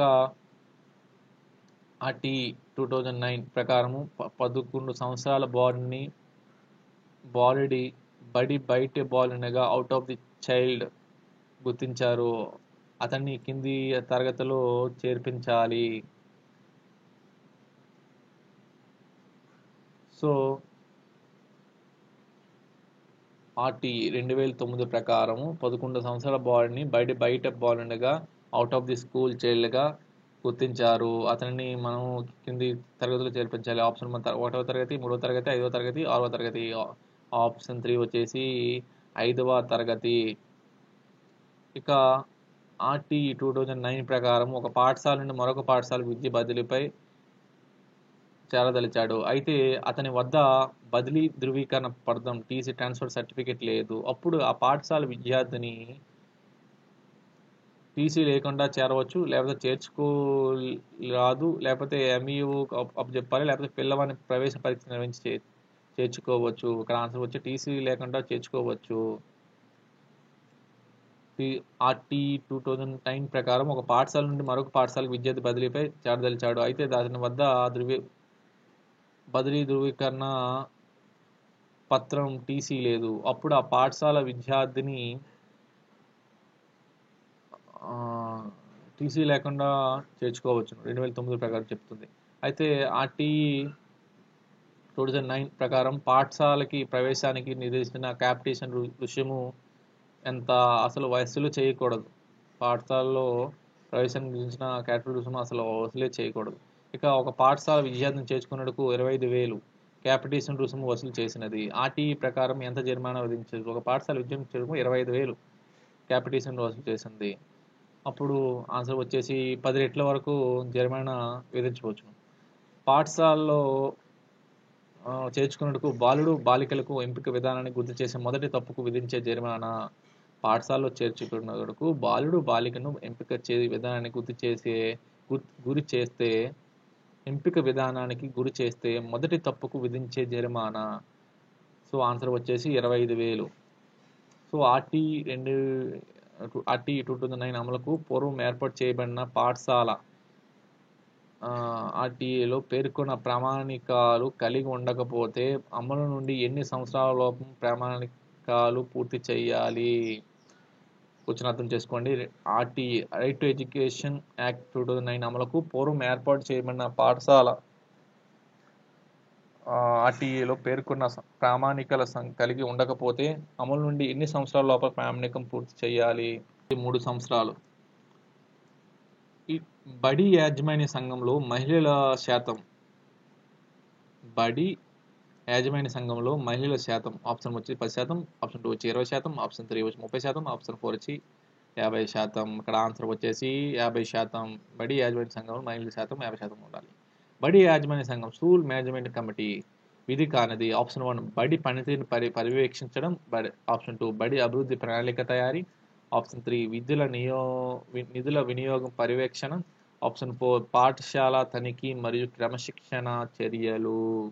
అంటే పాఠశాల తనిఖీ క్రమశిక్షణ చర్య. ఎందుకంటే పాఠశాల తనిఖీ అనేది ఎడ్యుకేషన్ కమిషన్స్ చేస్తాయి. సో ఇక్కడ మనకు ఆప్షన్ 4 వచ్చేసి పాఠశాల తనిఖీ మరియు క్రమశిక్షణ చర్యలు. ఇక బడి యాజమాన్య సంఘంలో 4 కనీసం 3వ వంతు సభ్యులు ఈ కింది వారు ఉండాలి. బడి యాజమాన్య సంఘంలో 4 కనీసం 3వ వంతు సభ్యులు కింది వారిలో ఉండాలి. ఆప్షన్ 1 తల్లిదండ్రులు లేదా సంరక్షకులు, ఆప్షన్ 2 మహిళలు లేదా విద్యార్థులు, మరియు ఉపాధ్యాయులు మరియు స్థానిక నాయకులు. ఇక్కడ ఆన్సర్ వచ్చేసి తల్లిదండ్రులు లేదా సంరక్షకులు 4 కనీసం 3వ వంతు బడి సంఘంలో ఉండాలి. ఇక తరువాతి ప్రశ్న, RTE act to education act 2019 ప్రకారం ఉపాధ్యాయులు కింది పేర్కొన్న విద్యేతర పనులు చేయడం నిషేధించింది. విద్యేతర పనులు ఎన్నికల విధులు, లేకపోతే జనాభా గణన, వైపరీత్యాలలో సహాయ విధులు, విద్యా శాఖ కార్యాలయంలో ఆఫీసు బిల్లు చేయుట. సో ఇక్కడ మనకి ఆన్సర్ వచ్చేసి 'విద్యాశాఖ కార్యాలయంలో ఆఫీసు బిల్లులు చేయుటకి' అదే విద్యేతర పనులు ఉపాధ్యాయులకు వచ్చేసి ఈ ఎన్నికల విధులు అంటే ఎన్నికలు చేస్తారు, ఉపాధ్యాయులు జనాభా గణన చేస్తారు, లేకపోతే వైపరీత్యాలు సహాయ విధులు కూడా చేస్తారు ఉపాధ్యాయులు. సో ఆప్షన్ 4 వచ్చి విద్యాశాఖ కార్యాలయంలో ఆఫీసు బిల్లు చేయరాదు. ఇక 17వ ప్రశ్న, ప్రాథమిక పాఠశాలలో పిల్లల సంఖ్య 60 వరకు ఉంటే ఉండాల్సిన ఉపాధ్యాయుల సంఖ్య ఆప్షన్ 1 1, ఆప్షన్ 2 2, ఆప్షన్ 3 3, ఆప్షన్ 4. ప్రాథమిక పాఠశాలలో పిల్లల సంఖ్య 60 వరకు ఉంటే ఉండాల్సిన ఉపాధ్యాయుల సంఖ్య 2, ఆప్షన్ 2 ఇది రైట్ ఆన్సర్. ఇక ప్రాథమిక పాఠశాలలో విద్యార్థులు 91 నుంచి 120 వరకు ఉంటే ఉండాల్సిన ఉపాధ్యాయుల సంఖ్య 4 ఉపాధ్యాయులు ఉండాలి.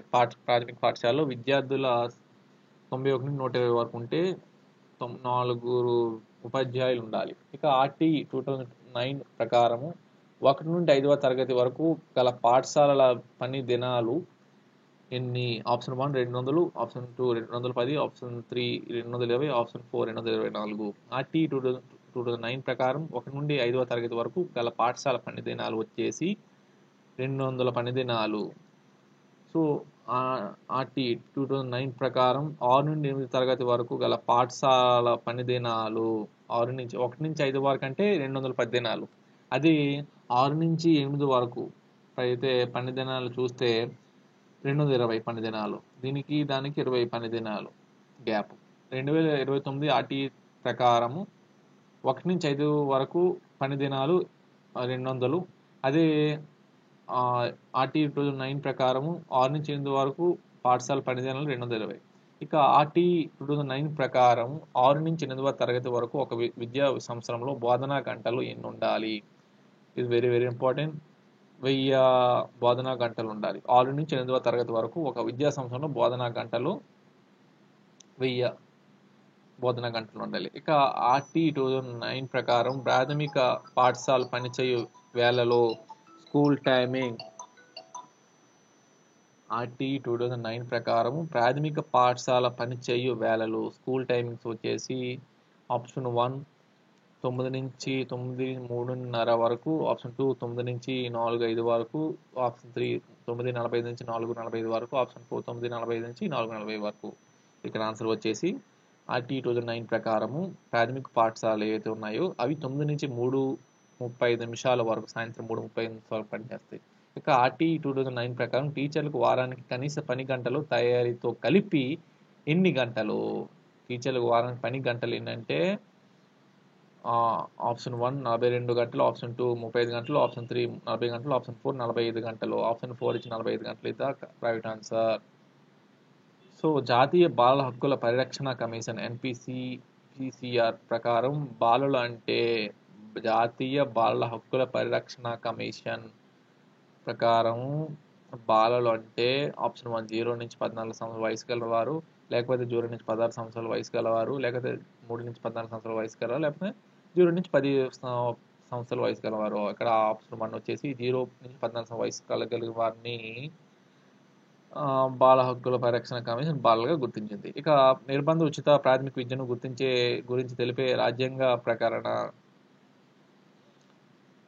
Article 45, article 29, article 21, article 46. ఇక్కడ ఆన్సర్ వచ్చేసి ఉచిత విద్య.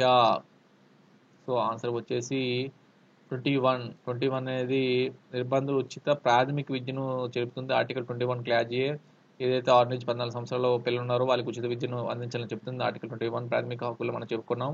అంటరానితనాన్ని నిషేధించే రాజ్యాంగ ప్రకరణ అంటరానితనాన్ని నిషేధించే రాజ్యాంగ ప్రకరణ 10వ ఆర్టికల్ 17. సో ఇది ప్రాథమిక హక్కుల్లో మొదటి రైట్ టు ఈక్వాలిటీ సమానత్వ హక్కులో ఉంది. ఇక కింది రాజ్యాంగ ప్రకరణలో మత స్వేచ్ఛను కింది రాజ్యాంగ ప్రకరణలో మత స్వేచ్ఛను కల్పించేది ఏంటి? Article 15, article 19, article 25, article 29. ఇక్కడ ఆన్సర్ వచ్చేసి ఆర్టికల్ 25. మీకు ఇవి కరెక్ట్గా గుర్తుంచుకోవాలంటే సమానత్వ హక్కు 14, 18, స్వతంత్ర హక్కు ఇలా మీరు ఇయర్స్ ఆర్టికల్స్ వైజ్ మీరు గుర్తుంచుకుంటే మీకు ఈజీగా ఉంటుంది. సో క్రింది రాజ్యాంగ ప్రకారంలో మత స్వేచ్ఛను కల్పించేది ఆర్టికల్ 25. ఇక ఆర్టీ 2009 ప్రకారం ఒక విద్యా సంవత్సరంలో 1-5 తరగతుల వరకు బోధనా గంటలు. ఆర్టీ 2009 ప్రకారం ఒక విద్యా సంవత్సరంలో 1-5 తరగతుల వరకు బోధనా గంటలు చూస్తే ఆప్షన్ 1 800, ఆప్షన్ 2 1000, ఆప్షన్ 3 1200, ఆప్షన్ 4 1250. ఇక ఆన్సర్ వచ్చేసి 800 గంటలు. 1-5 వరకు బోధన గంటలు వచ్చేసి 800 గంటలు. ఇక ఆర్టీ 2009 ప్రకారం ప్రాథమిక పాఠశాలకు ప్రధాన ఉపాధ్యాయుని పోస్టు మంజూరు కావాలంటే ఈ పాఠశాలలో ఉండవలసిన విద్యార్థుల కనీస సంఖ్య. ఇక్కడ కొంచెం మీరు అర్థం చేసుకోవాలి. ఆర్టీ 2009 ప్రకారం ప్రాథమిక పాఠశాలకు ప్రధాన ఉపాధ్యాయుని పోస్టు మంజూరు కావాలంటే పాఠశాలలో ఉండవలసిన విద్యార్థుల కనీస సంఖ్య చూస్తే ఇక్కడ 150కి పైగా విద్యార్థులు ఉంటే ప్రధాన ఉపాధ్యాయుని పోస్టు కావాలి. ఇక విశ్వ మానవ హక్కు ప్రకటన కింది సంవత్సరంలో జరిగింది. విశ్వ మానవ హక్కుల ప్రకటన 1948లో జరిగింది. సో ఆన్సర్ వచ్చేసి 1948. మానవ హక్కుల దినం ఎప్పుడంటే 4 ఆన్సర్ డిసెంబర్ 10న మానవ హక్కులు దినోత్సవం జరుపుకుంటారు. అదే విశ్వ మానవ హక్కుల ప్రకటన 1948లో జరిగింది. ఇక యుఎన్ఓ ఈ కింద కాలాన్ని మానవ హక్కుల విద్యా దినోత్సవంగా ప్రకటించింది. ఇది very very very very important. UNO ఈ కింది యునైటెడ్ నేషన్ ఐక్యరాజ్య సమితి ఏదైతే ఉందో ఈ కింది కాలాన్ని మానవ హక్కుల దినోత్సవంగా ప్రకటించింది. ఇక్కడ ఆన్సర్ వచ్చేసి 1990 నుంచి 2000 సంవత్సరాల మధ్య మానవ హక్కుల విద్యా దినోత్సవంగా ప్రకటించింది. ఇంకా సమాన హక్కు కింద ఆర్టికల్స్లో ఉంది. 14 నుంచి 18 ఆర్టికల్స్ మా సమాన హక్కు తెలుపుతుంది. ప్రశ్న: జాతీయ మానవ హక్కుల కమిషన్ ఏర్పాటు చేసిన సంవత్సరం. ఆన్సర్ వచ్చేసి 1993 జాతీయ మానవ హక్కుల కమిషన్ ఏర్పాటు చేశారు ఇండియాలో. సో జాతీయ మానవ హక్కుల కమిషన్ చైర్మన్ ఎవరంటే సుప్రీంకోర్టు మాజీ న్యాయమూర్తి. సో జాతీయ మానవ హక్కుల కమిషన్ సుప్రీంకోర్టు మాజీ న్యాయమూర్తి. దీన్ని రాష్ట్రపతి నియమిస్తారు. ప్రధాని సూచనతో రాష్ట్రపతి నియమిస్తారు ఈ సుప్రీంకోర్టు మాజీ న్యాయమూర్తి. అదే రాష్ట్ర మానవ హక్కుల కమిషన్ చైర్మన్ ఎవరంటే ఇదైతే హైకోర్టు యొక్క మాజీ ప్రధాన న్యాయమూర్తి నియమిస్తారు. జాతీయ బాల హక్కుల పరిరక్షణ దినం. జాతీయ బాలల హక్కుల పరిరక్షణ దినం ఇప్పుడు. సో ఆన్సర్ వచ్చేసి నవంబర్ 14న జాతీయ బాల హక్కుల పరిరక్షణ దినంగా చెప్తారు. ఇక బాల హక్కులు విద్య, శిశు పోషణ దీని కింద ఉంటాయి. ఒకటే ఆప్షన్ 1 మనుగడ సాగించే హక్కు, ఆప్షన్ 2 రక్షణ పొందే హక్కు, ఆప్షన్ 3 అభివృద్ధి చెందే హక్కు, ఆప్షన్ 4 పాల్గొనే హక్కు. ఇక్కడ ఆన్సర్ వచ్చేసి అభివృద్ధి చెందే హక్కును బాల హక్కులలో విద్య, శిశు పోషణ కింద ఉంటాయి. అభివృద్ధి చెందే హక్కు. ఇక 39వ ప్రశ్న: ఆర్టీ చట్టం అమలులోకి వచ్చిన తేదీ. ఆర్టీ చట్టం ఎప్పుడు అమల్లోకి వచ్చింది? సో ఇక్కడ ఆన్సర్ వచ్చేసి 12వ తేదీ 10వ నెల 2005 అమలులోకి వచ్చింది. ఆర్టీ చట్టం అమలులోకి వచ్చింది. ఇక 40వ ప్రశ్న: దారిద్ర్య రేఖ దిగువ గలవారు బీపీఎల్ సమాచార హక్కు ప్రకారం వివరాలను పొందుపరచుటకు చెల్లించాల్సిన ఫీజు ఎంత? దారిద్ర్య రేఖ దిగువన గలవారు బీపీఎల్ అంటారు. సమాచార బిలో పవర్టీ లైన్ అంటే బీపీఎల్ అంటే సమాచార హక్కు ప్రకారం వివరాలు పొందుటకు చెల్లించిన ఫీజు ఎంత? సో ఆన్సర్ వచ్చేసి 4వ ఆన్సర్ అసలు ఫీజే చెల్లించాల్సిన అవసరం లేదు. ఇక సమాచార హక్కు చట్టం కింద చేసుకున్న సాధారణ దరఖాస్తుకు సమాధానం ఇవ్వటానికి గల వ్యవధి ఎన్ని రోజులు పడుతుంది? మీరు ఒక సాధారణ దరఖాస్తుకు పెట్టారు ఒక సమాచార హక్కు చట్ట ప్రకారం, అప్పుడు ఆన్సర్ వచ్చేసి 30 రోజులు సమయం పడుతుంది. సమాచార హక్కు చట్టం కింద చేసుకున్న సాధారణ దరఖాస్తుకు సమాధానం గల వ్యవధి 30 రోజులు. సమాచార హక్కు చట్టం కింద కోరిన సమాచారం ప్రాణహాని వ్యక్తి స్వేచ్ఛకు చెందినది అయితే సమాధానం ఇవ్వటానికి గడువు. ఇది వెరీ వెరీ ఇంపార్టెంట్. 42వ ప్రశ్న ఇక్కడ ఆన్సర్ వచ్చేసి 45 గంటల్లో ఏదైనా వ్యక్తి తన ప్రాణహాని కానీ వ్యక్తి స్వేచ్ఛకు సంబంధించింది అయితే ఆ వ్యక్తి కోరిన సమాచారం 45 గంటల్లో ఇవ్వాలి. ఇక కేంద్ర సమాచార కమిషన్ తొలగింపునకు వీరి ఆదేశాలు అవసరం. సో రాష్ట్రపతి ఆదేశాలు అవసరం కేంద్ర సమాచార కమిషన్ తొలగింపునకు. రాష్ట్ర సమాచార కమిషన్ తొలగించే అధికారము వీరికి కలదు. రాష్ట్ర రాష్ట్రానికి సంబంధించి గవర్నర్, అదే సెంట్రల్లో అయితే రాష్ట్రపతి. So governor is the right answer. కేంద్ర సమాచార కమిషన్ పదవీ కాలం. కేంద్ర సమాచార కమిషన్ పదవీ కాలం వచ్చేసి అక్కడ ఆప్షన్ 1 60 సంవత్సరాలు, ఆప్షన్ 2 60 సంవత్సరాలు, ఆప్షన్ 3 పదవి చేపట్టిన నుండి 3 సంవత్సరాల నుంచి 62 సంవత్సరాల వరకు, ఏది ముందైతే అది, లేకపోతే ఆప్షన్ 4 నిర్దిష్టంగా పేర్కొనబడలేదు. సో ఆన్సర్ వచ్చేసి 45 65 సంవత్సరాలు లేదా 45 5 సంవత్సరాలు, 5 సంవత్సరాల పదవీ కాలమైన ఉండాలి, లేకపోతే 65 సంవత్సరాలు నిండిన వారి పదవి విరమణ వయసు. కేంద్ర సమాచార కమిషన్ యొక్క పదవి విరమణ వయసు వచ్చేసి 65 సంవత్సరాలు లేదా 5 సంవత్సరాల కాలం వాళ్ళ పదవి కాలం. సో ఏది ముందు వస్తే అది. సో కేంద్ర సమాచార కమిషన్ పదవి కాలం అంటే ఆప్షన్ 2 లేదా రైట్ ఆన్సర్. సో ఈ క్లాస్లో మనం చట్టాలు, హక్కులు ఇంకో డెప్త్గా చెప్పారని నేను భావిస్తున్నాను. సో ఏదైనా తప్పులుంటే మన్నించగలరు. సో ఏదైనా డౌట్స్ ఉంటే కింద కామెంట్ బాక్స్లో పెట్టండి. ఇది చాలా రీసెర్చ్ చేసి చెప్పాను. సో మీకు ఇక్కడ ఇబ్బంది కలిగితే నేను చెప్పిన బిట్స్లో కొద్దిగా ఇబ్బంది కలగచ్చు. సో ఇంకా వేరే వేరే టాపిక్స్, ఇంకా హక్కుల కోసం నేను ఒక 2 వీడియోలు చేస్తాను, 50 బిట్లతో. సో నెక్స్ట్ నేను ఆ క్లాస్లో ఇండియన్ హిస్టరీ, జియోగ్రఫీ త్వరలో చెప్తాను. So thank you very much. So wish you all the best.